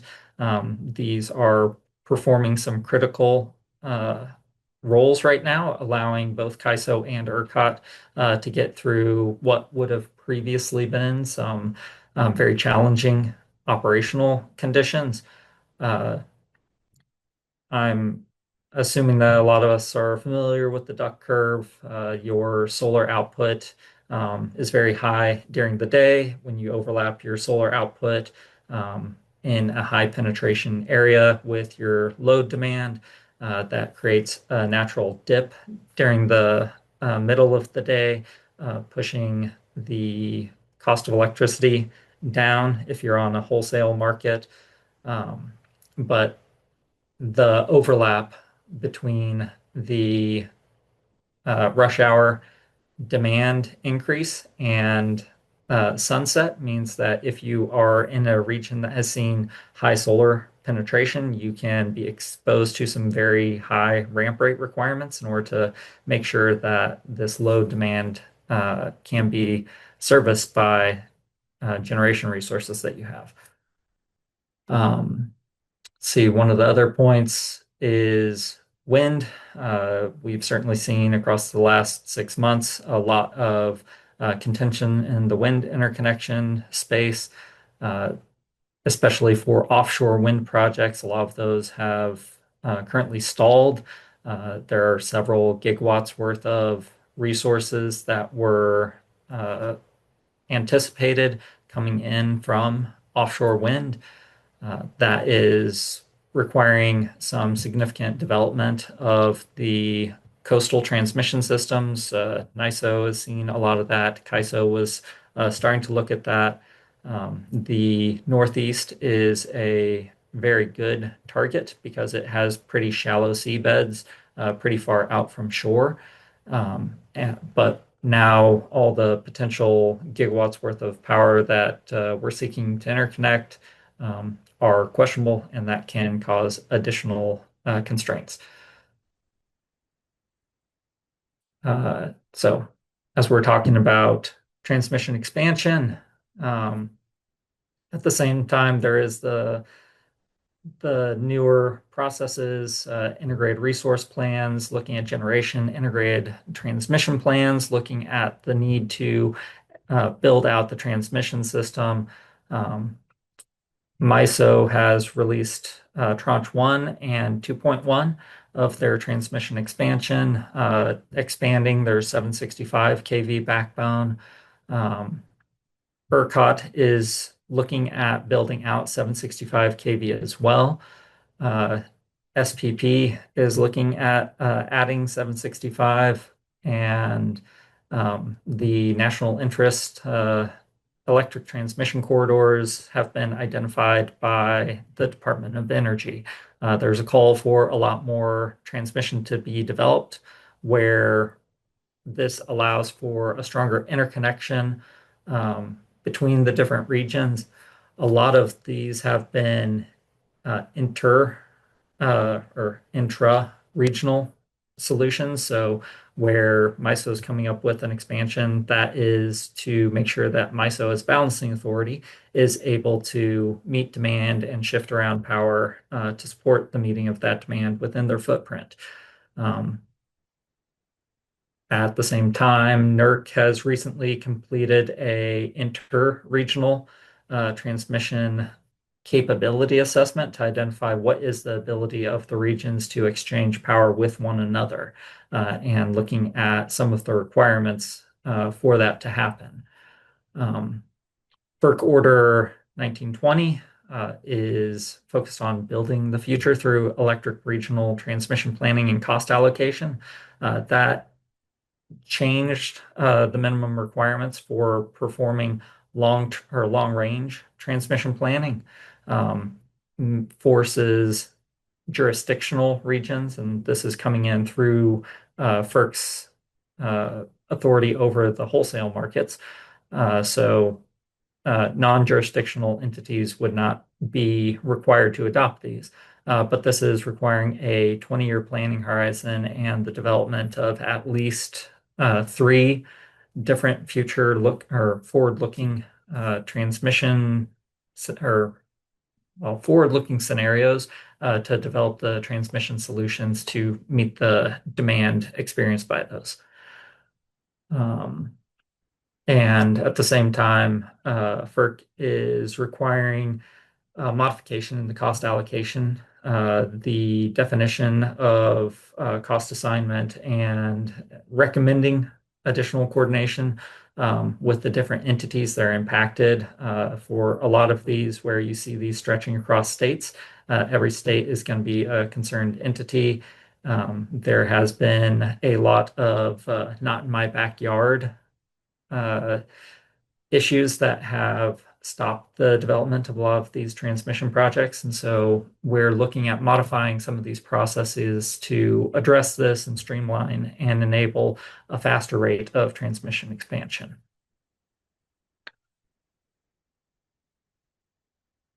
As far as the problems that are developing out there, as I had already discussed, battery energy storage systems have been seeing a lot of development. I look at BESS as being in a similar position to where PV resources were about a decade ago. They are helping to address some of these capacity considerations, but BESS are storage mediums where the vast majority of them are 1 to 2 hour duration resources right now. And where they are installed, they need access to power to charge up in order to be available to discharge at ideal times. So that can be something like a non-wire alternative if you correctly position BESS in your system, where you see some periodic couple hours of the day where constraints develop. That can be a capacity solution.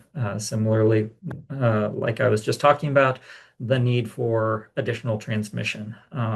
It's been projected needs are on the range of 1.5 to 3 times the amount of transmission capacity that we currently have within the lower 48 are going to be required in the next 20 years or so. Short circuit regulation, there's also critical areas in the grid that see very high grid strength or high availability of fault current. Currently, there's a lot of substations that are being built out to 80 kA. And that is because of the level of short circuit. So there's a need to look at bus splitting, phased tripping, current limiting reactors, different solutions to make sure that you can still supply power and increase that power demand through these areas. Because this is what we have on the ground, and so we need to find a way to make the most out of what we currently have. At the same time, where you have strong portions of the system, we also have weak portions of the system developing.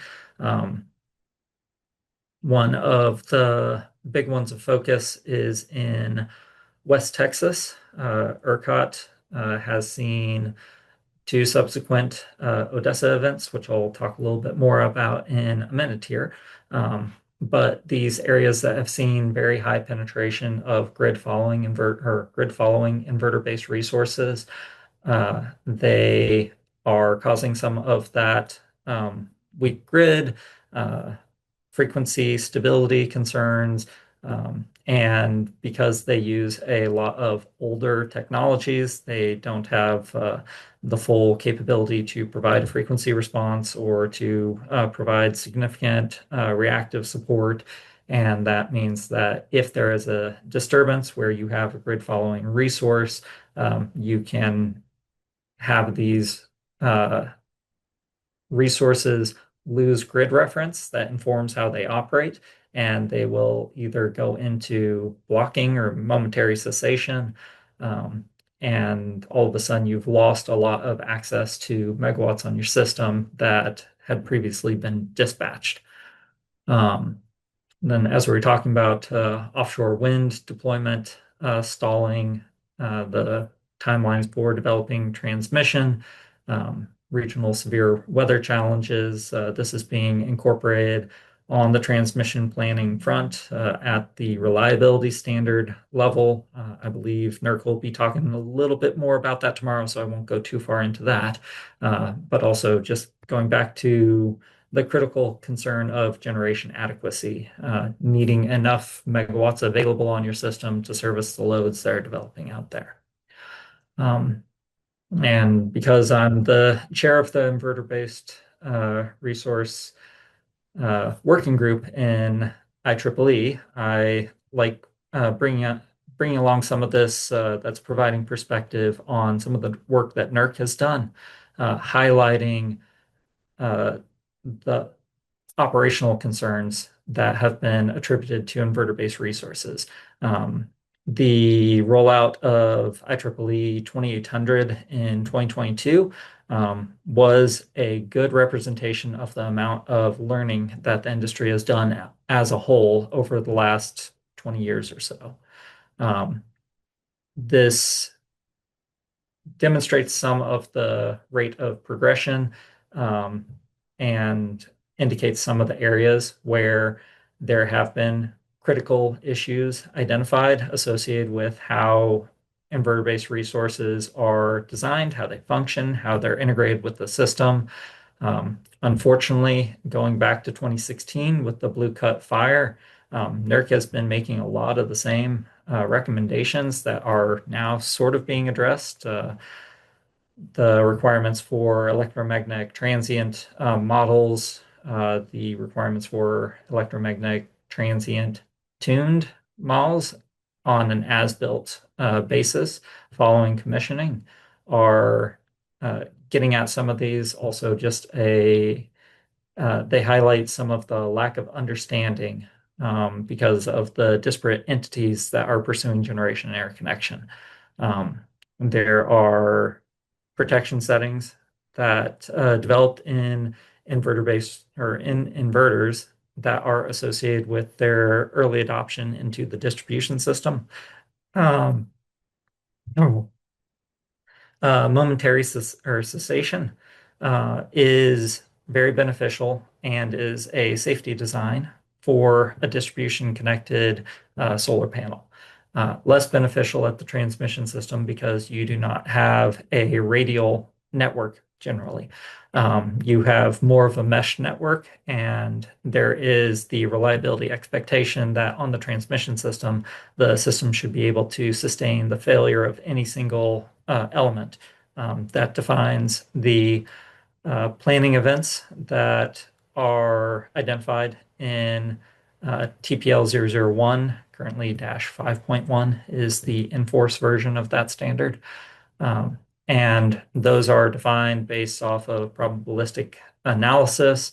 The acceptable system response is coming from the risk of these events happening in the system.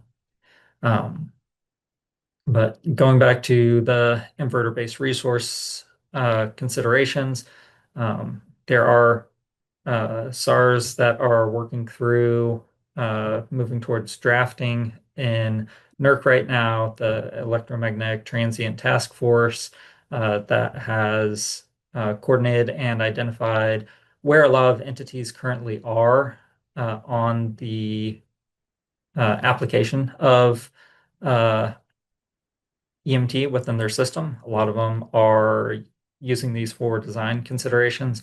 There is a push to move some of these considerations. ERCOT now requires subsynchronous resonance, subsynchronous control interaction analysis if you are interconnecting an inverter-based resource within a certain proximity of a series capacitor. But a lot of this is to highlight that there's a long history, a lot of attention to this. Hawaiian Electric will hopefully be talking a bit about this tomorrow morning, I believe. They have a lot of experience working with inverter-based resources, working under increasing penetration. It requires changes in how you operate, but it's in no way infeasible.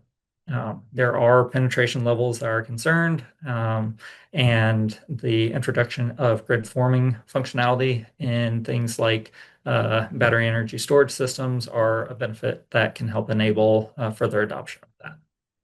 At the same time, ride-through testing software and applications have been developed to test and vet the quality and capability. PRC 29 is being developed and rolled out right now, or well, has been approved and is rolling out right now, that introduces the ride-through requirements for inverter-based resources. That is informed by some of the requirements coming out of IEEE 2800.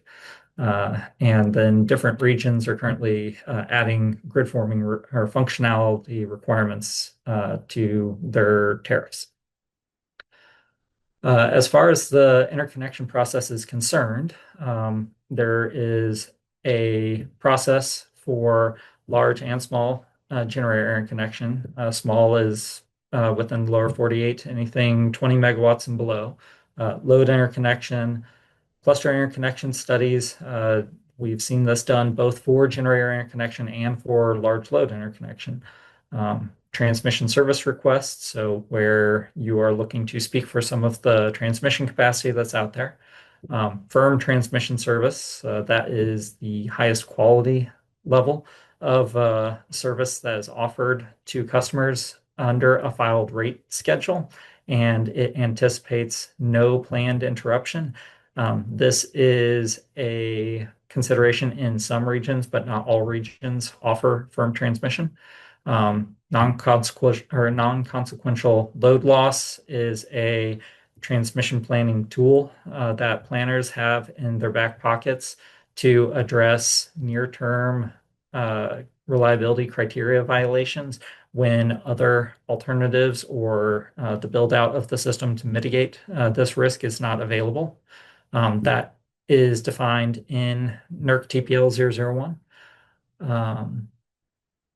Wire-to-wire interconnection for the interconnection of new transmission lines, the designation of network and energy resources. I think that's something relatively new as a concept to Alaska, but has been implemented. Essentially, a network resource. You are looking for continuous 24/7 access to put your megawatts as a generator onto the transmission system. An energy resource, you are subject to curtailment orders when there's just not available capacity for any reason. The only interruption of network resource capacity would be due to a reliability issue. And then RMS and EMT. RMS is your PSSE, PSLF, PowerWorld softwares. You're running studies based off of the assumption that you're either looking at events that are happening in the 0 to 5 hertz or 60 hertz phase or well range. And you're assuming a balanced system so that you can make the single phase equivalent assumption. Whereas EMT, you are doing you can do the 3-phase assumption. You are doing the full representation of the differential equations. Billy was talking about some of the timeline differences just in the level of representation, the amount of processing required to do this. ISO New England is an excellent resource, and I'm glad to see that they're going to be participating in this conference. They have a long history working in the RMS and the EMT space, so I won't dive too deep into that right now. As far as the generator interconnection procedure, the timeline that I have right here is coming from the cluster study requirements rolled out in FERC Order 2023. This is an indication, and now FERC is looking to apply financial penalties if entities are not able to operate under these timelines. There are compliance filings and that are moving forward now. So not everyone is up to this right now, but this lays out the general expectations for timelines to move through the overall process. And these are provided on a calendar day basis. Jurisdictional entities have transitioned to a cluster basis. Non-jurisdictional entities are considering the merits of making that shift. There is the requirement to consider network or energy resources, additional assumptions that you can apply if there is any component of storage associated with a generation facility. Conventionally, it was assumed, all right, you have a storage component. We're going to assume that it is going to be charging at peak under the peak demand scenario so that we can look at the max impact. That's not really a realistic operating condition for most storage facilities. And so there is now permissions to change how you're looking at that. This is something that the transmission provider will vet vet the assumptions received from the interconnection customer just to say, all right, is this realistic? Does this sound feasible? And can we analyze this? As I had mentioned, between small and large, there's a 20 megawatt dividing line. Sub 20 megawatts, typically you're not going to be doing like transient stability analysis, but anything larger than that, you will. And going back to some of the NERC considerations, at NERC, there's the Geo IBR initiative that is requiring registration because of the number of inverter-based resource facilities that have interconnected. That's increased the penetration of resources that are operating under 75 aggregated megawatts.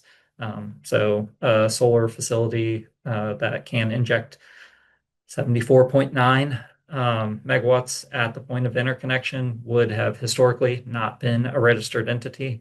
That was presenting as a reliability issue. And so there is this new registration requirement being rolled out. And what that means for those new registered entities is still being finalized, but that is something that's moving forward. Let's see.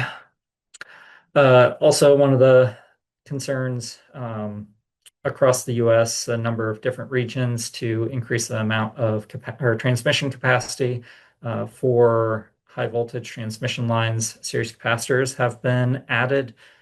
These series capacitors represent a potential risk for the development of subsynchronous resonance.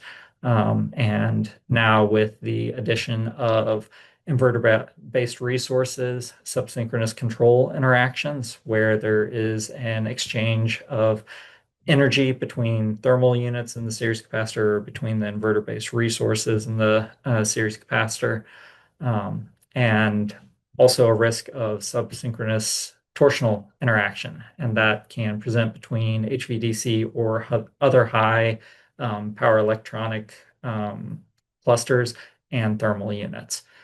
These present as oscillations that develop in the 5 to 55 hertz typically range. Manufacturers are working on mitigations.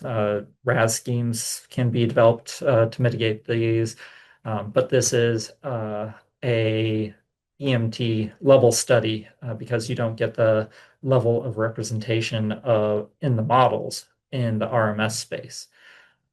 But as I was discussing with ERCOT, there are triggers with every region. Triggers are being rolled out. Some regions haven't seen series capacitors added into their system. There's not as many on the Eastern Interconnect because of the smaller distances between the generation resources and the large load clusters for the large cities. This is a lot more prevalent in ERCOT and the Western Interconnect. To do some of these studies, there are a number of different screening studies that can be done to identify if the risk is there. Um, Looking at for SSR, undamping ratio, for SSTI, the unit interaction factor, taking a look at the transient torque.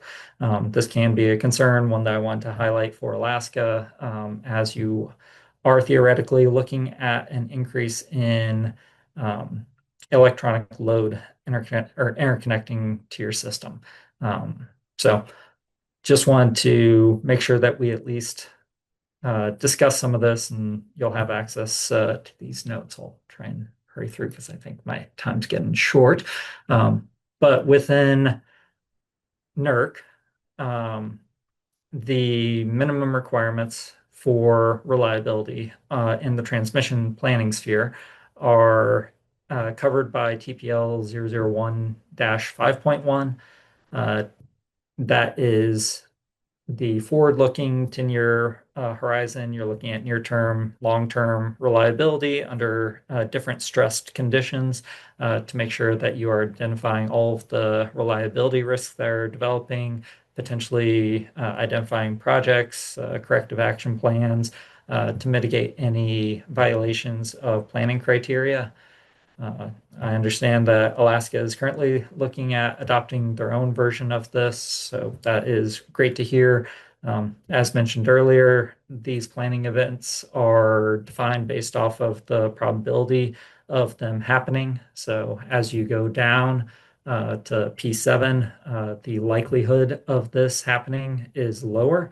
There are regions where there's a requirement to look at more intense requirements, like two P7 scenarios happening at once. And that is because a region has seen this present as a reliability challenge in the past. And so therefore they're analyzing for that, or the failure of a transformer connected at the 345 kV level with a P7 event at the same time.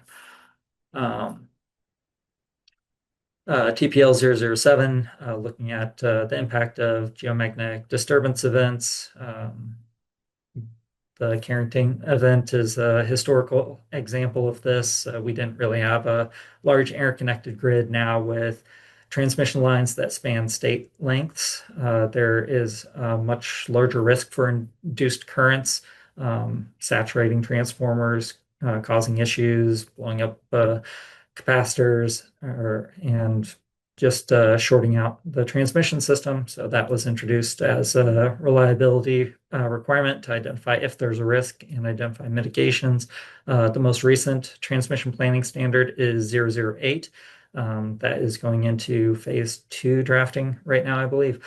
And that is a requirement to look at extreme hot and cold events to see how does your system behave differently under a record heat condition or under a record cold condition, where you're looking at some of the different strains that will present in these, or different reduced capacity where you're coordinating that with extreme heat conditions.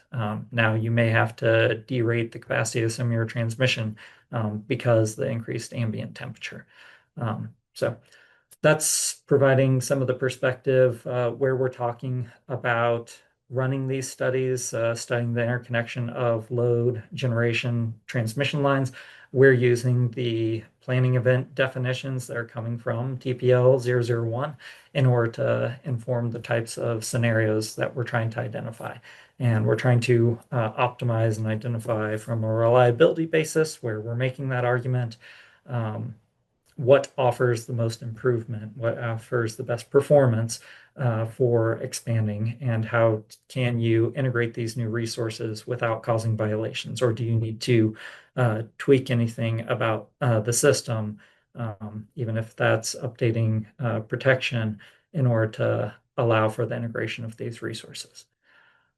So a lot of that is coming down to identifying what are credible planning events, what is an acceptable system response, and what are the simulation requirements for that. So I think that's everything that I have. Thank you very much, Chris.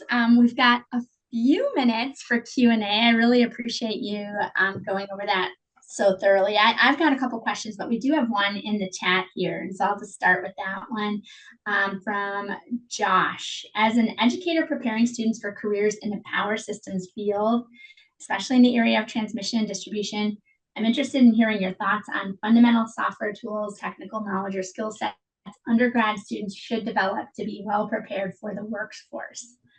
Do you have any advice? Yeah, so I've completed my master's and I'm working on my PhD. So higher education is definitely beneficial. When I was doing my master's, we had a student version of PSCAD that we worked with. That is definitely one of the growing softwares that requires a lot of attention and a lot of experience. Just getting familiar with how to build models and how to run the simulations, even if it's on a limited size system, is beneficial. We also had student versions of Power World to get introduced to concepts associated with power flow solutions. What are the calculations that are happening behind the scene here? How do you interface with the tool? How do you vet for when there's some problem with these? Recently, PSSE, which is one of the most common softwares across North America, has rolled out version 35, and they have a limited non-license requirement. You can, I believe it's looking at up to 40 buses, and you can look at simplified systems and work with that software. PSCAD and PSSE are probably the most common softwares that I work with. And so those would be ones that I'd recommend looking out for. I will say Power World does a lot of the same things that PSSE does and is a lot friendlier to get into. So that can be a way to ease into it. Awesome. I have another question here about how planners are navigating cost allocation debates related to transmission operations and system upgrades. So specifically, the question is, what lessons can we draw from RTOs when it comes to aligning transmission planning and cost sharing frameworks, especially in terms of fairly distributing the costs of regional or interregional upgrades, understanding that Alaska isn't subject to jurisdiction like Order 1920, but still, how is thinking evolving in a Well, I will say each region handles things a little bit differently.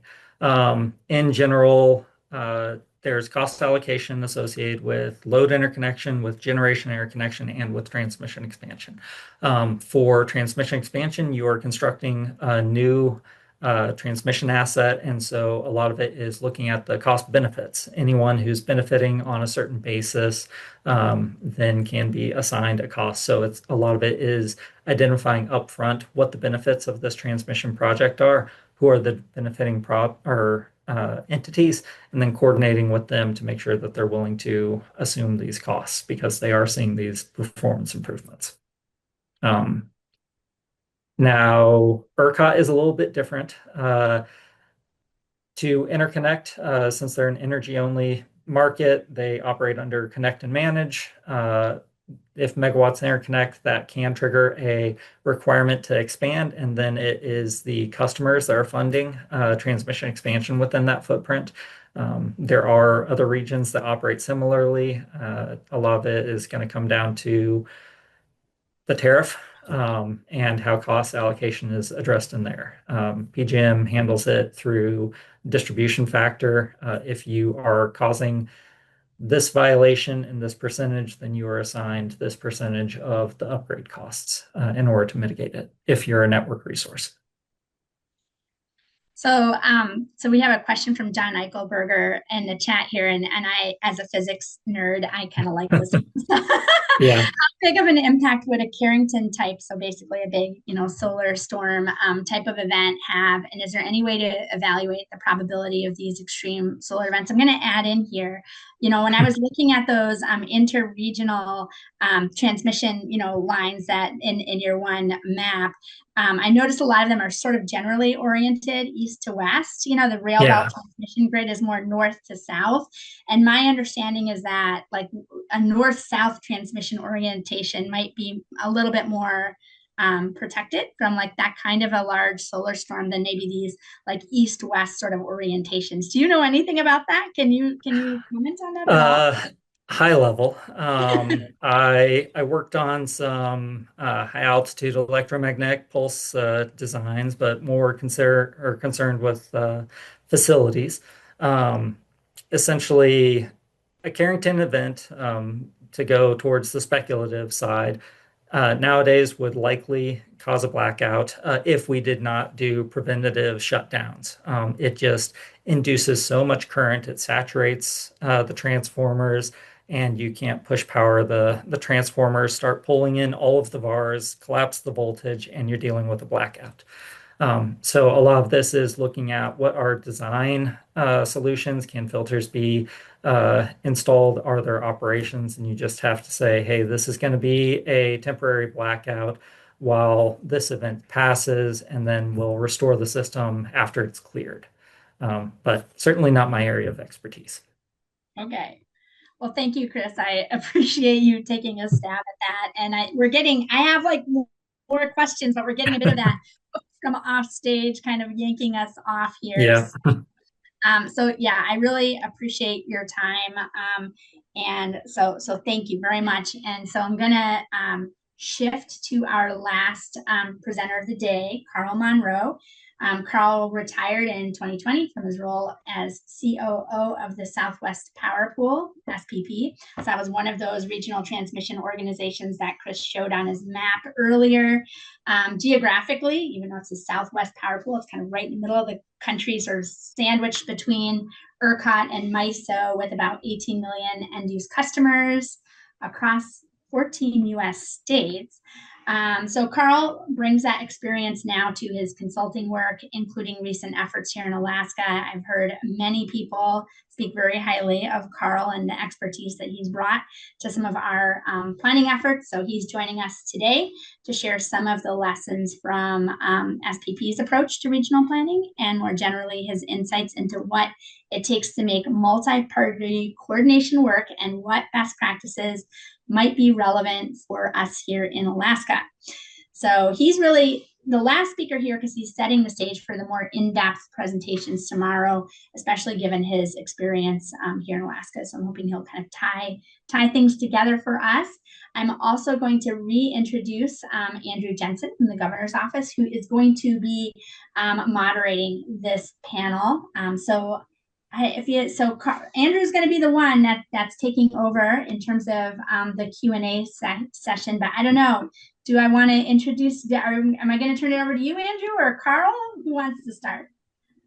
Sure, I can take it from here. Thank you, Gwen. I appreciate that. It's still the same process for everyone. If you have questions for Carl, please go ahead and put them in the chat, and we're keeping an eye on those for the last few minutes of our time today. And I'm really looking forward to this. In terms of I think our first two speakers have really set the stage very well for what Carl can sort of tie together here at the end, based on his recent experience in Alaska, but also his depth of experience over many decades in the lower 48 in terms of the transmission industry, transmission and reliability.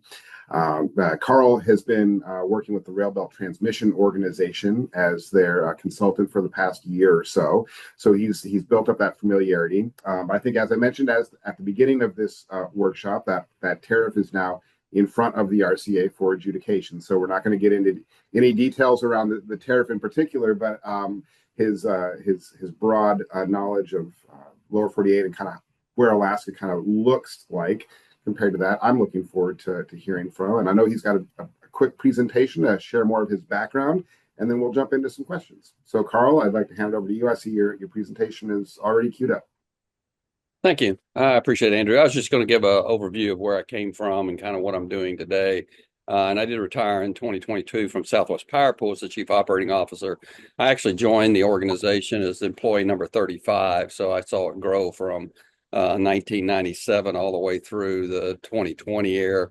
And all of these things are reminiscent, the discussions that we're having even in Alaska are reminiscent of that evolution that went through with Southwest Power Pool. And when I retired, I was responsible for engineering, which was the transmission planning responsibilities, operations, which was really the reliability and economic market activities, and then information technology, IT, and then wholesale market design. And as Andrew said, I'm currently consulting with the rail belt utilities for their tariff. And again, we can't talk about that right now. You can look on the RCA and follow that activity.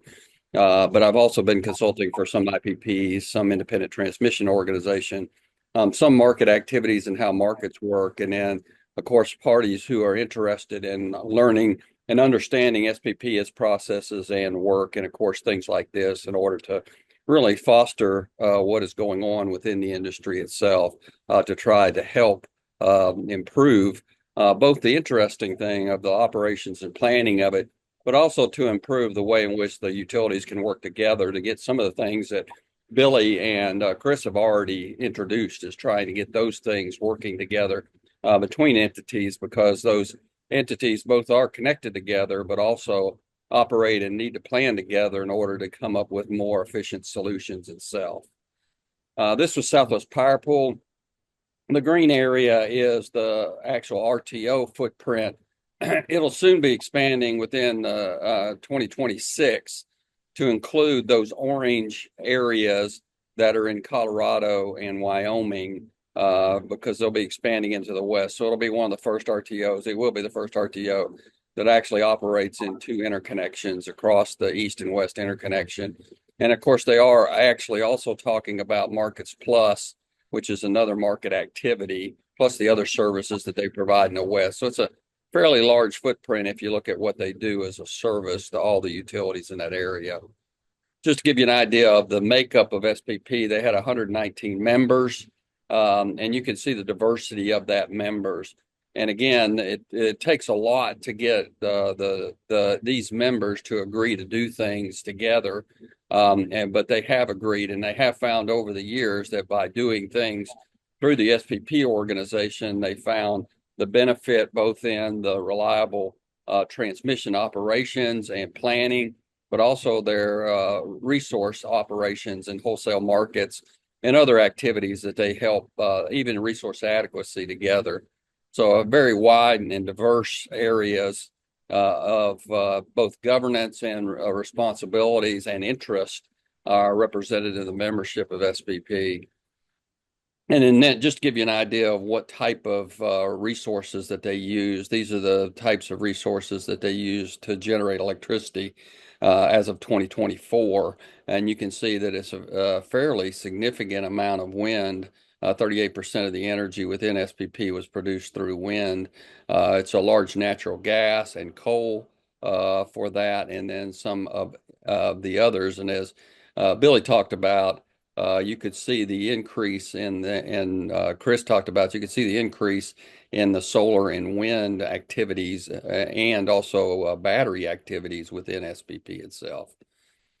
These are the major services. We're talking about one of those, which is transmission planning. You can see some of the other major responsibilities that SPP had. And the number one that they always counted on was facilitating the members working together, facilitating their responsibilities to NERC and FERC, facilitating their activities with the state commissions. So a lot of different interactions that took place in order to make the things that SPP was doing beneficial to the members and their customers itself too.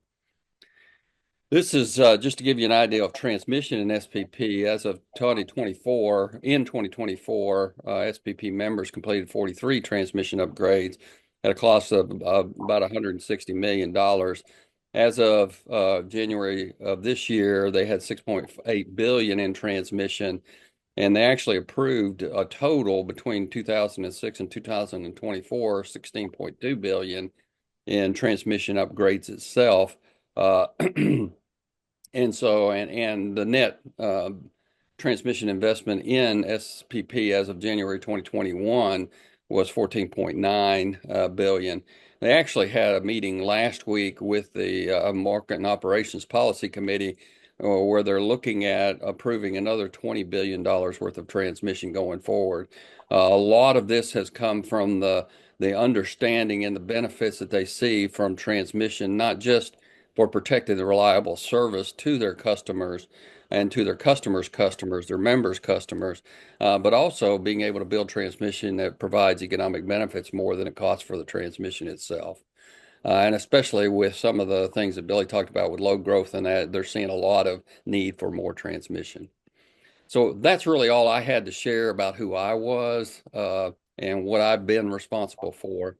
So with that, we can go into our session, Andrew. Well, great. Well, thanks, Carl. That's one thing that just jumped out right away. There's 119 members of SPP. And so that does give me hope as I look at the rail belt where we have four that need to figure out a way to work together. So seeing that many members that have found a way to work collaboratively is that gives me hope anyway for the future. So, but since you have now some background with Alaska, Alaska is a unique state. We're very proud of saying that. Mm-hmm. And of course the structure of our transmission system islanded from the rest of the country. But if as you look at Alaska, as you learned about it compared to the rest of the United States, what's kind of just your overall impressions? And especially kind of like what are the challenges that Alaska has to overcome? Particularly on the rail belt. Yeah, I appreciate that. Yeah, just looking over the whole Alaska, as y'all all know better than I do, that it's really a lot of isolated systems with little or no interconnections between them. And those systems are generally smaller. The rail belt is the most interconnected. They have, of course, the four cooperatives and one municipal that are connected together. Even limited connections there, and size-wise, not that large. They're, of course, we've already heard about not being FERC regulated or not having the NERC standards. The Reliability Council of Alaska is actually a state regulator, and it would probably be the more authoritative board on the regulations that these utilities have to fall under. And there was a state statute that created an organization called the Regional Reliability Council. It's different than what we expect in the lower 48. Our regional reliability councils were part of NERC, and so it was reliability standards and the compliance to those reliability standards. But the Regional Reliability Council has other responsibilities. They actually have their own tariff for the services they provide, which is the reliability standards and their compliance to those reliability standards. But they also have responsibility for integrated resource planning for the rail belt region and some transmission planning implications within that too. And so that's a difference that usually you don't see within the reliability organizations in the South, in the 48 states. So they have at least that integrated resource planning. Just to go off on a sidelight, you heard Billy talk about that and Chris a little bit, the implications of resource planning on transmission planning. So you can see that the transmission planning is going to involve the Reliability Council of Alaska, but also the Regional Reliability Council and, of course, this newly formed organization called the RTO, which is the Rail Belt Transmission Organization. It, again, is a state statute created organization. Both to define what backbone transmission means or what an integrated transmission system looks like, and also to file the tariff that was mentioned in order to cover the allocation of cost to the railbelt utilities load and administration of that tariff itself. So there's future work that needs to be done, as I mentioned, between the RRC and the RTO and the RCA about the IRP and the transmission planning. So that's some of the differences that I've seen within the Alaska environment. Yeah, that's a really good summary and certainly rattled off a lot of acronyms there that folks have become familiar with. And it's interesting, certainly listening to the conversation today around reliability standards, around transmission planning. This is work that Alaska is sort of just embarking on that has been in progress for decades. I think going back, I think you may mention into the 70s at some point with some of these NERC standards. So with that in mind, as Alaska goes down this road of looking toward the lower 48 standards, planning standards, what are our opportunities to learn from the trial and error and the decades of work that's already been done in some of these spaces? Good question, Andrew. And I appreciate that, especially since with even this forum here, is trying to interact in a way that provides a base of information from what's going on in other areas, in particular in areas like the lower 48 that have done a lot more cooperative looking at, as you talked about, looking at the transmission system and planning. And so, of course, some of that was pushed by FERC itself. And it was actually the Federal Power Act of '92 that actually pushed for a more open transmission system, and FERC Order 888, the Open Access Transmission Tariff. And that was, as you could look at the legislation that formed the RTO, you can look that there were some implications about using FERC's guidance on those responsibilities to develop the tariff itself. And of course, the transmission planning that's done, you're hearing a lot about that today, and you'll hear a lot more tomorrow about how how transmission's done. But you already see through some of the presentations of Billy and Chris, some of those presentations, that there's reliability standards, and the RRC is actually working on the TPL standards to get those. So you need to have standards in place that'll help everybody to see what they need to meet the reliability requirements itself too. But there's other needs for the transmission, and Billy talked about those too. As I talked about, there's economic benefits from building transmission where you can share the resources between different areas in order to reduce the wholesale cost of energy itself and reduce the cost to the customers themselves. And there's also, if there's any public policy needs that need to take place, whether it's in the lower 48, there was a lot having to do with the reduction of carbon at the time, and a lot that had to do with even the incentives that were provided by the federal government for ITCs and PTCs for renewable resources, that those needed to be taken into account in transmission, as both Billy and Chris talked about itself. The key examples in a lot of these areas is not just turning the crank and how do you actually determine what transmission is necessary, but also who's going to pay for those costs has been kind of talked about a little bit with Chris there. Yeah, thanks. And I guess just kind of sticking with that, we're looking at how Alaska sort of compares geographically and maybe the structure of the utilities that are part of the rail belt system. I think if you do the overlay of Alaska on the lower 48, the rail belt system would cross several state lines. I think some service areas might even be as big as some states. So it certainly would be a FERC regulated type of entity where the size of it anyway. I was wondering if you look at go back to just like the membership composition with SPP, where you've got a mix of cooperatives, investor-owned, generation and transmission, distribution only, whereas you have, in Alaska, you've got 4 cooperatives that are generation and transmission, then the municipal-owned one. So just kind of how does that mix compare? I mean, because we have cooperatives that need to work together versus you have cooperatives, investor-owned, it's just kind of how do those things compare in Alaska versus the experience in the lower 48, like with SPP or other RTOs? Yeah, I appreciate that. And I first of all, I appreciate what the rail belt has done in and of itself, just as being the rail belt with those 4 cooperatives and municipals and how they've already worked together to do some of the activities that they have already and how they actually even work together in this latest effort that they've had with the RTO, with the rail belt transmission organizations. But structurally, they're similarly.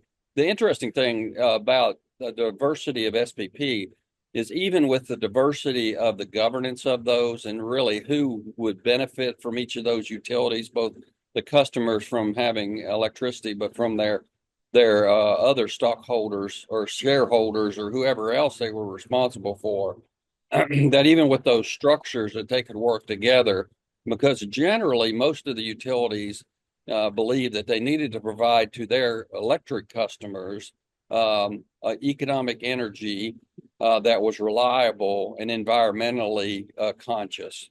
And so from that particular perspective, I think the Alaska Rail Belt compare real well with the other the other actual cooperatives, first off, and then with the electric systems themselves. And knowing that even if you looked at the SBP presentation again, you could see that they're the number one entities that actually own transmission were cooperatives.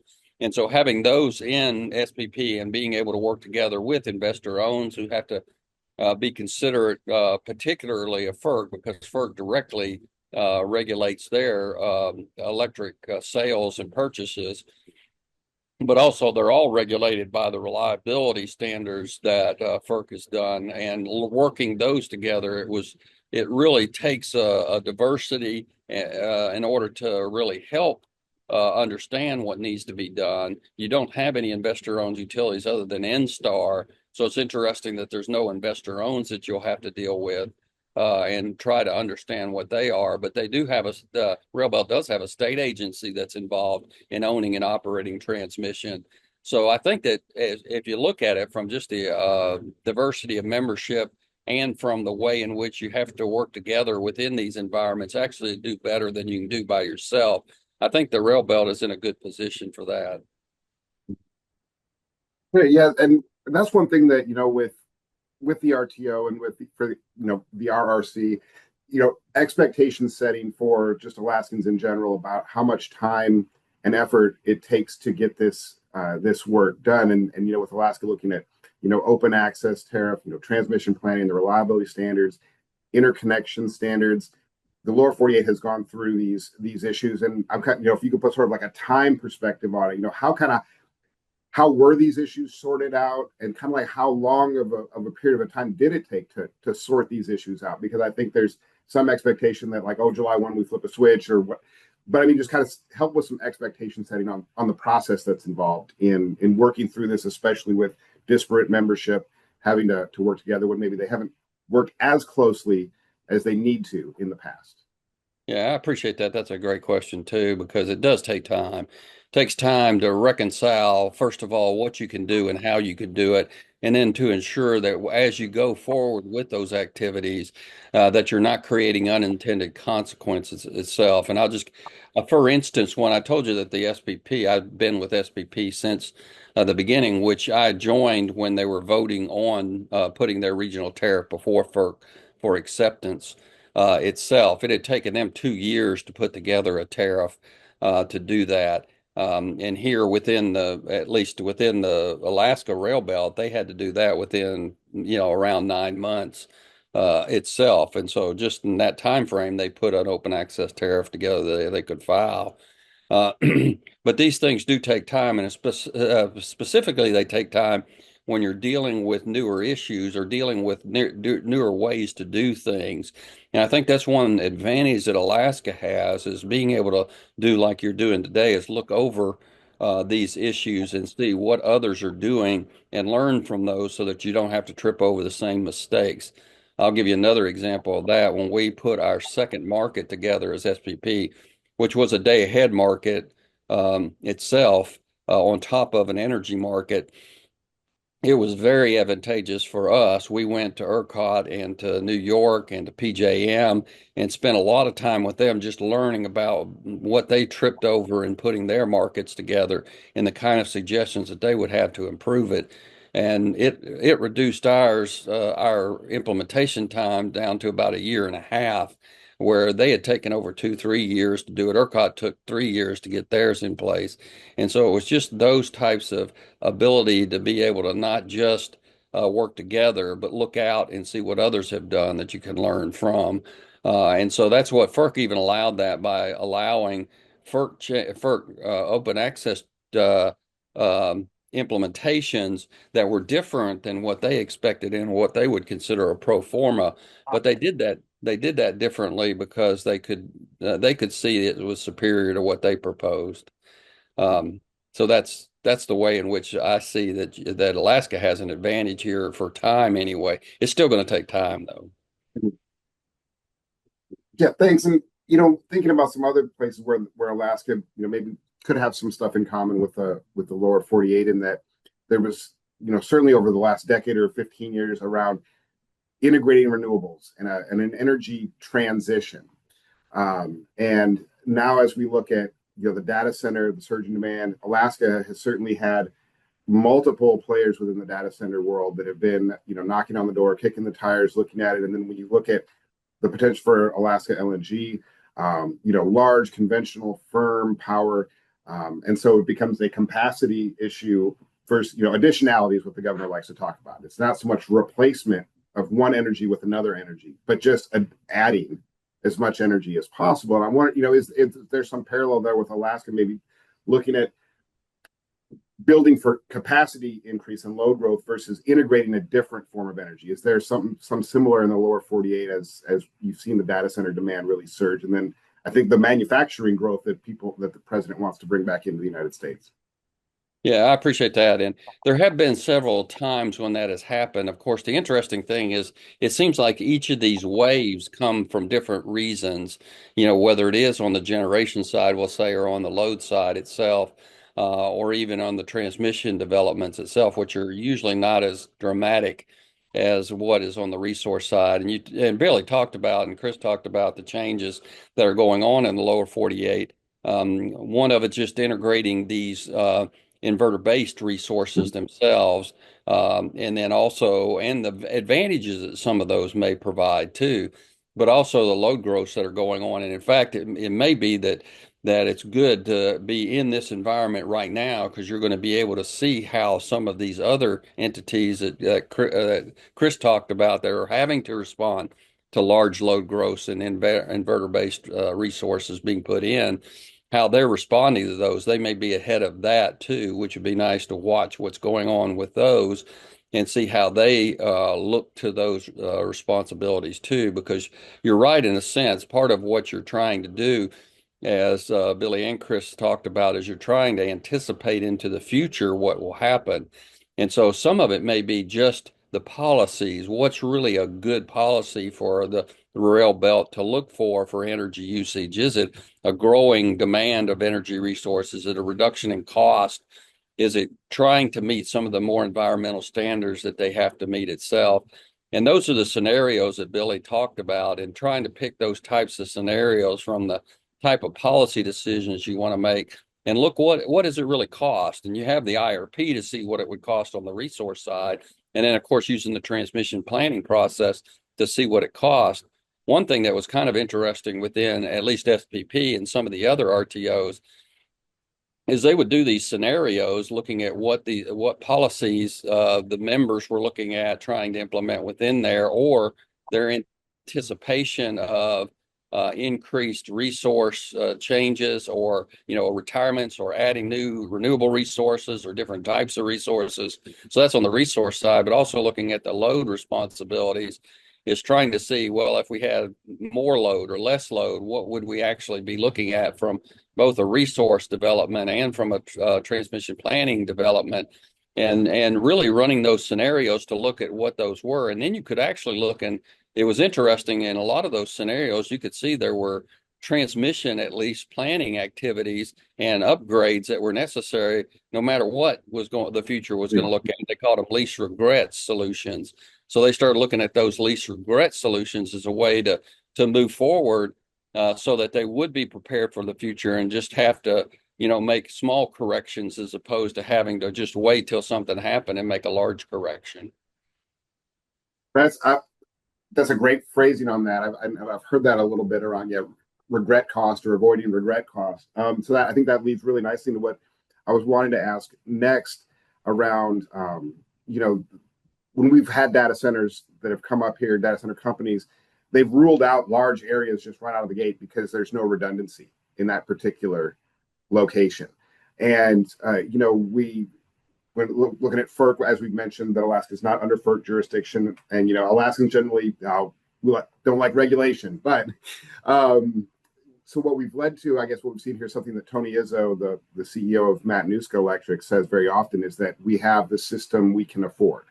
And so what we have now, as the transfer capacity is limited, so you can't just bring on generation anywhere along the system and move it throughout the system, even if you wanted to, because of lack of redundancy and capacity. So if Alaska's rail belt was under FERC jurisdiction, what would it look like? How would it look different?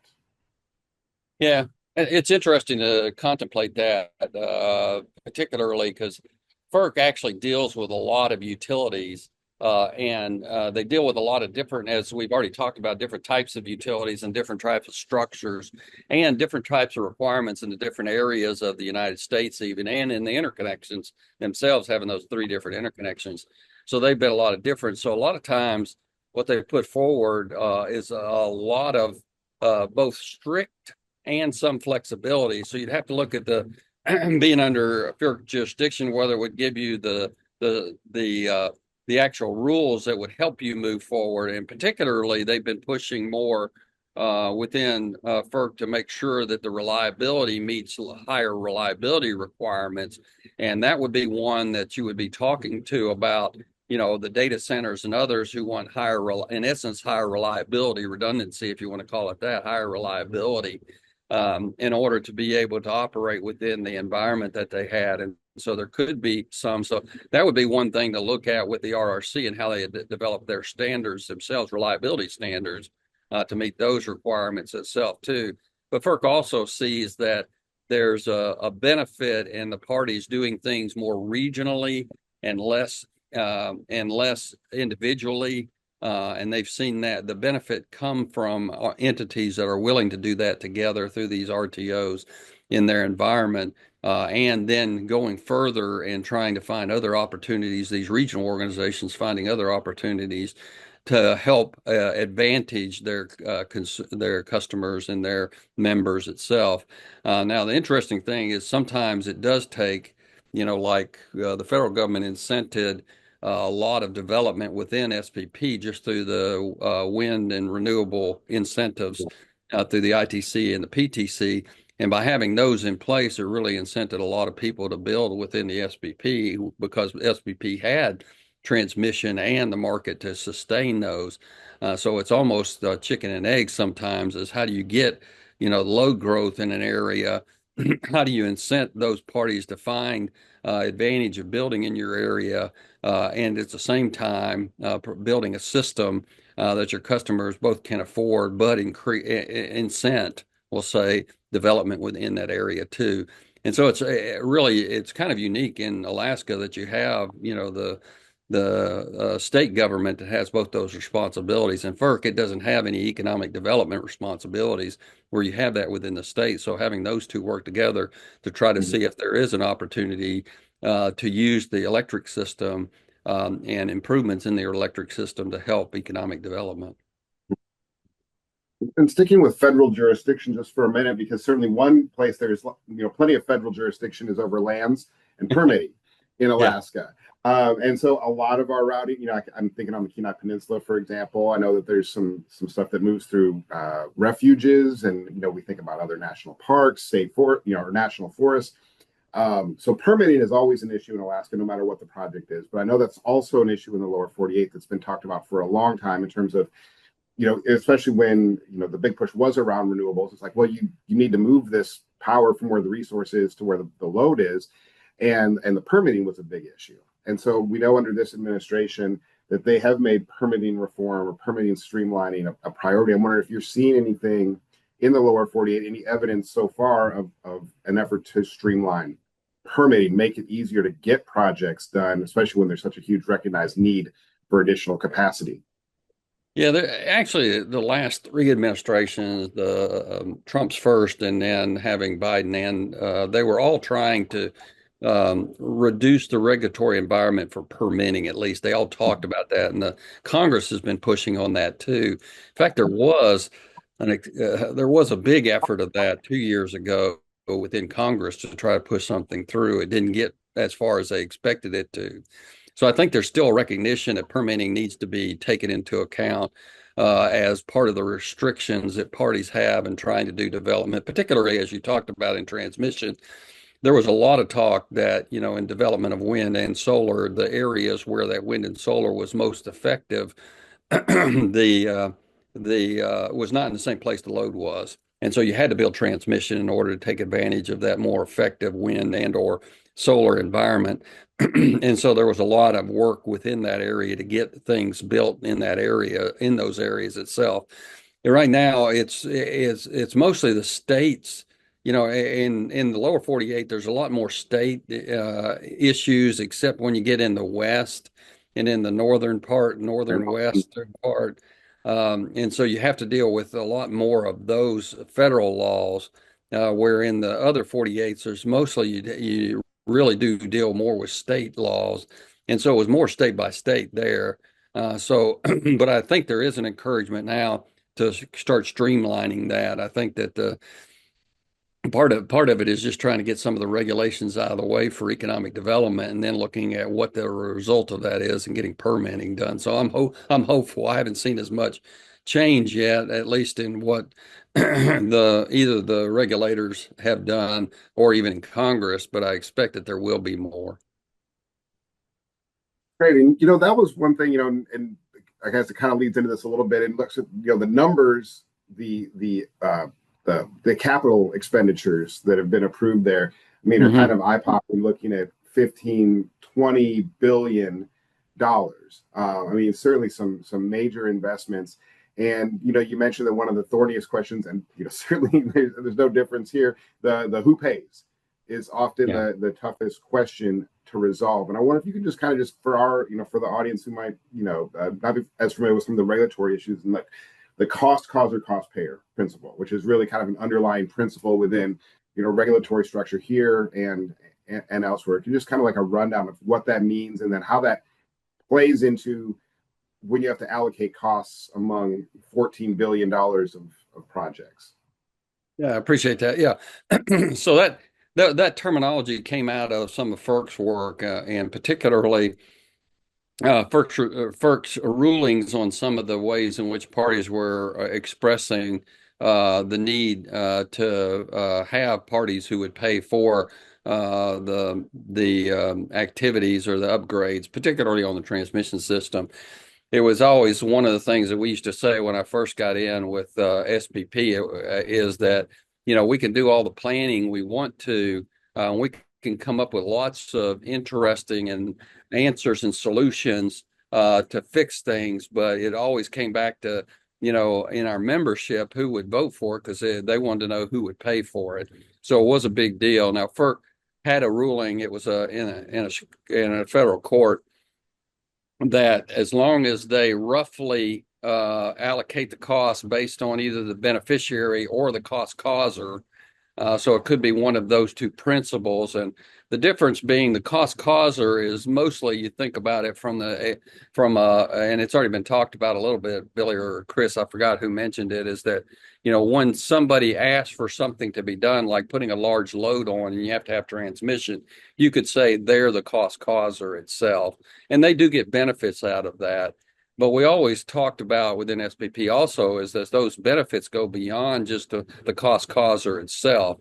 So looking at those types of things, it is good to look at it and say, well, is there somebody causing the cost, or where will the benefits go to having this? And those benefits and determining the benefits, a lot of people started just determining the benefits on whose reliability was increased, Right. Or if you were connecting a generator, the generator itself would be cost causer. And so that's where some of the early ones, but I found out real quickly that limited the amount of transmission that would get built, because you always had to go through either a reliability study or somebody wanting to change something on the system to apply cost itself. And you couldn't really determine any benefits beyond that. Now, SPP got into these wholesale markets and got into the activities having to do with operations, and understood, and its members started understanding more and more different types of benefits that parties would get from transmission, including, as I've already talked about, economic benefits, being able to buy and sell cheaper power, or being able to sell your power when you couldn't before. They called that congestion within the FERC environment itself. And you'll see some of that within tariffs, open access tariffs, of how they deal with congestion. But there were other benefits. So some of them's already talked about is, how much can you rely on local resources to balance your load? How much can you rely on local resources to support your voltage? Is there other benefits? So when I left SPP, I think they were up to like 15 different types of benefits to determine what they wanted to look at from the transmission perspective. And it included not just the reliability benefits, but it did include all the other benefits. And in fact, I think it was Billy that mentioned this integrated planning process. SPP is going to that. They're going to where you do the interconnections, transmission service. You're doing all future planning all through one process so that you don't start trying to pick the benefits for different transmission planning processes, but look at them all holistically as Billy talked about itself too. And so that's kind of what causer is. That's what a beneficiary is. But you really do need to look at the benefits going way beyond just what we would traditionally say we need for the transmission system. And I'll tell you one other thing too is there was a lot more economic development in the states that they saw were enhanced by the transmission facilities and both on the reliability side and on the cost side, to the point where there's areas in SPP where there's parties that are trying to build load in there because the energy is so cheap that they can actually do things that they couldn't do before with the more expensive energy. So anyway, just things like that are happening. So you need to look at the full cost, causer and benefits to determine who should pay for it. I think that's really helpful, especially looking at in Alaska where we've had sort of a balkanized cooperative system, and then it kind of leads into the next question, because part of the reason for that obviously is the cooperative structure, and we expend capital to benefit our members, our service territory. They're not necessarily have looked beyond their service territory for where capital could be expended, and so there's the who pays, and then there's how do you pay. And so what I'm wondering is what if you're seeing anything, in terms of project financing in the lower 48 in order to develop these massive, 15, 20 plus, and that's just in SPP's region. I mean, I know that beyond that, there's, it's a large, factor multiplying that. So what are you seeing around how people are financing projects? Because that's a big thing for Alaska to figure out as well. We can go through, like you mentioned, we can plan and design a great system, but then, okay, how are we going to pay for it? So what are you seeing in terms of project financing? No, that's a good point. That the real interesting thing that's been happening in transmission development, and especially in project financing, is how many players have the ability to finance something, but they don't have a mechanism within the environments of the regulatory environment up until the time that some of these other activities, particularly having to do with transmission development and who could build the transmission, were changed based on some FERC guidance that was given through the open access tariff.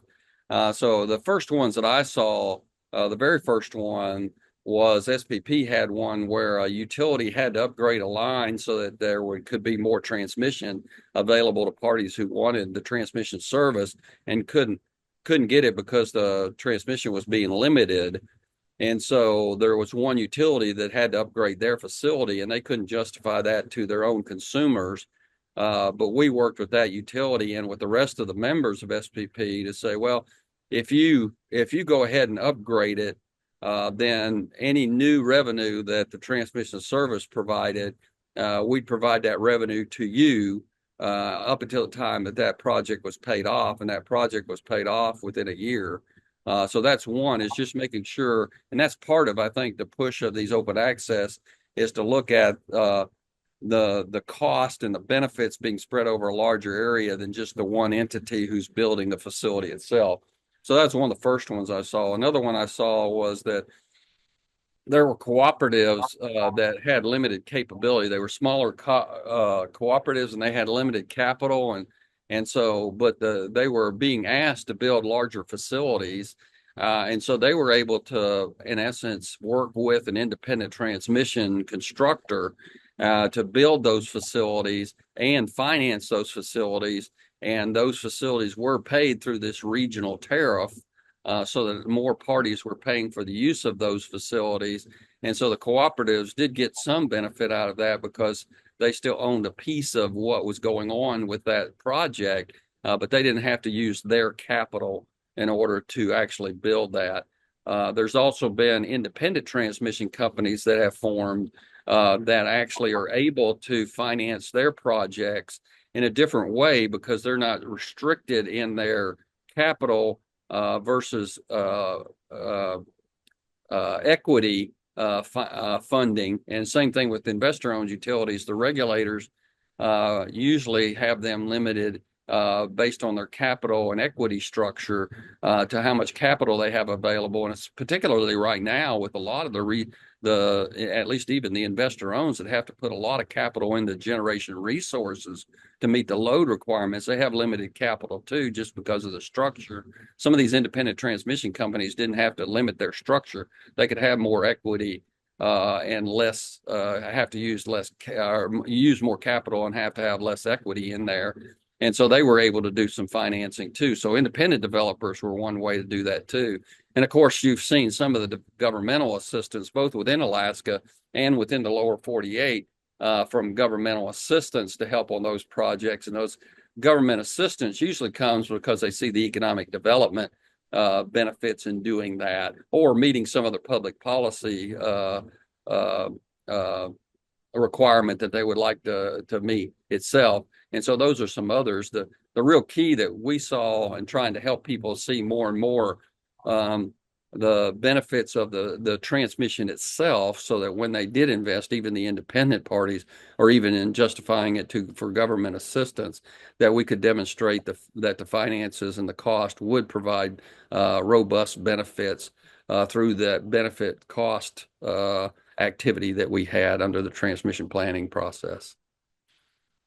Well, that's interesting. So I think we're familiar with independent power producers. You're saying there's a trend toward more independent transmission providers? Yes, and it has a lot to do with just the ability for those independent developers to finance the projects that the utilities couldn't finance themselves. Yes.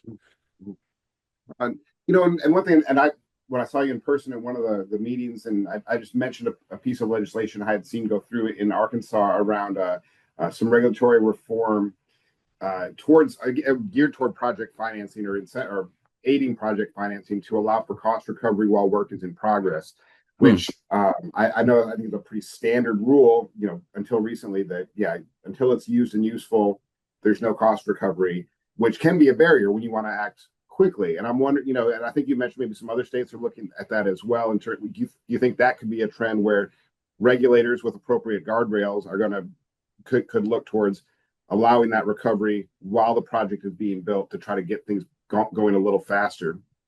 Yeah, that started with the nuclear industry. When the nuclear industry started building, the amount of investment that you had to make in a nuclear plant itself was pretty significant. You expected really cheap energy from that, and so there was a lot of, or there were some. I think most of them probably had a little bit of construction work in progress that was in their rates even before that facility was in place. It's just in transmission, it's never been done for a while. It used to be transmission was a smaller cost in it. It's becoming a larger cost because of the benefits that you can get out of it from that. And so it is a way in which to determine. I agree with the correct guardrails to make sure that you're getting what you're putting into place.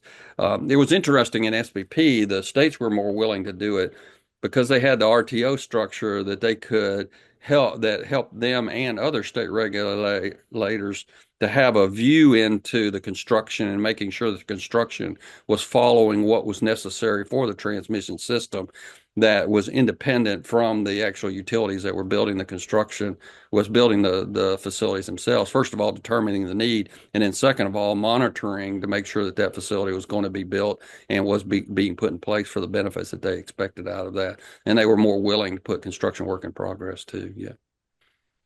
Is that something, I think at the very top when you were talking about the structure of the rail belt and the fact that the Alaska Energy Authority, a state-owned corporation, is, and once SCRIP is built, there's the SSQ line, as it's known on the Kenai Peninsula, the Alaska Intertie.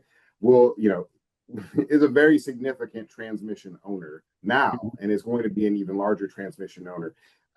When you think about project financing, is that something that may give the rail belt an additional tool, maybe that you mentioned that the lower 48 has seen, where for economic purposes, where governments can play a role in transmission? Yeah, first of all, the GRIP itself plays a role in the investment that would make. The GRIP funds themselves would make as one. But you're right, having the Alaska Energy Authority have at least the ability to own and operate facilities itself has already provided through those other facilities you already talked about a benefit, because in essence, the utilities could invest in that ahead of time and get it built so that they would get the benefits out of that, which they've seen the benefits out of that itself. And so, yeah, I think that it's at least another forum that can be used as in the discussions about how to move forward with a particular project or with a set of projects, how that could be actually financed through either them or finance themselves through that organization or with government assistance itself too. Great. Well, thanks. Well, just want to make one more call to the chat. If there was any questions in there, I think I had seen somebody had their hand up, and we were going to ask to put that into the chat. So we'll give them maybe a second to plug that in if they want to. But Carl, any closing thoughts on Alaska, lower 48, what we should maybe take away just lessons wise? Yeah, I appreciate that. And you'll have a lot of discussions tomorrow about some of the details of getting into that. I've really appreciated the forum itself. First of all, is trying to get these types of discussions going within the Alaska, both policy and the utilities, and with other parties that are interested about how you can have electricity. I mean, the way my boss, when I worked for Southwest Power Pool, would always say, where else can you get that much power, that much energy, that much efficiency in whatever you're doing, your home or your business or whatever, for the cost that you're paying for electricity. I mean, it is a benefit that we have of having electricity and electrical production and the ability to transmit and to be able to use it in such a way as an energy source for doing all the kinds of things that both give us comfort and give us actually a lot of benefits in what we can do as a country itself too. And the same thing with the state itself too. So appreciate that first is sponsoring this.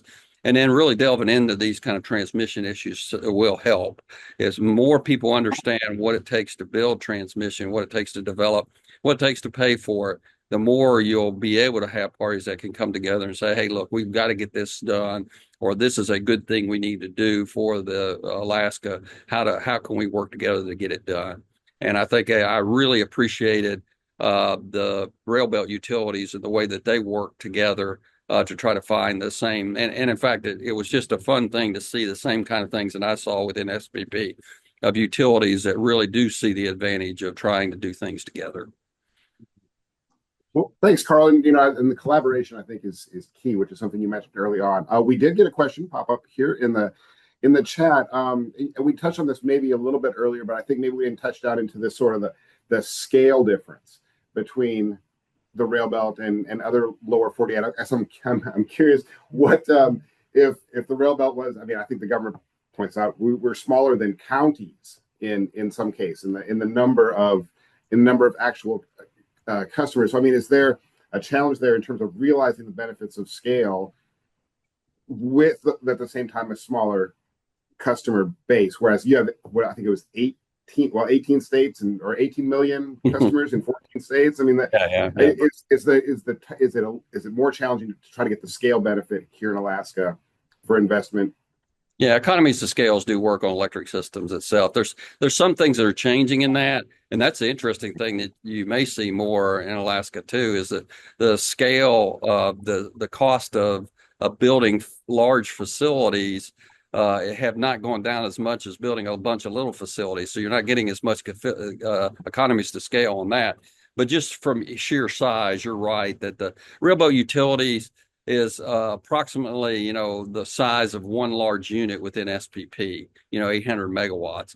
And of course, you've already stated that the peak of SPP was 56 gigawatts, where the peak in the rail belt's 800 megawatts. So it is a real scale difference, and it is a challenge to work within that scale in order to do, the massive projects that SPP is having to do for both reliability and that.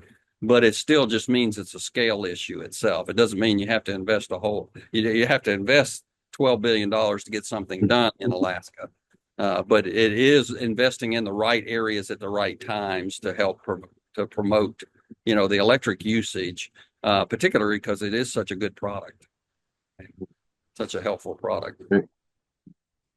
Well, thank you. I think that's a good note to end on. I don't see anything else in the chat. So, but again, Carl, thank you so much for this. I always learn a lot listening to you. I really enjoyed this this conversation. I hope everybody else did as well. So I'm going to throw it back to our MC for the day, Gwen, to close us out.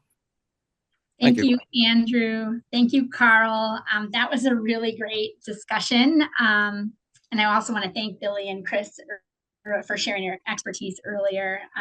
Like I said at the beginning today, one of the things that the Alaska Center for Energy and Power really tries to do is share information that helps us make better decisions. And like Carl, you just said a few minutes ago, the more people that understand what it takes to build, develop, and plan our system, the better aligned we can be in moving us all forward. So to our speakers, we appreciate them making the time for this discussion, and thanks to all of the attendees for taking the time to join us today.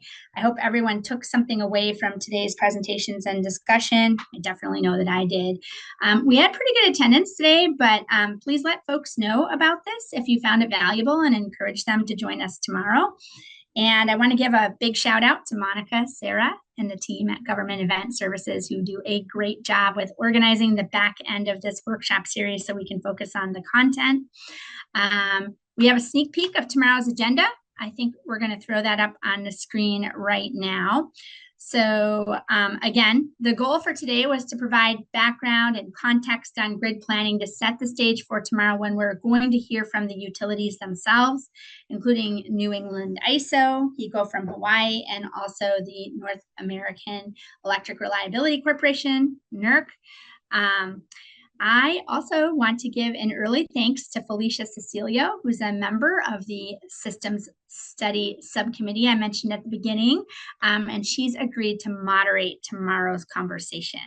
So thanks to all of you for joining us for the first day of the Lessons in Transmission Planning workshop.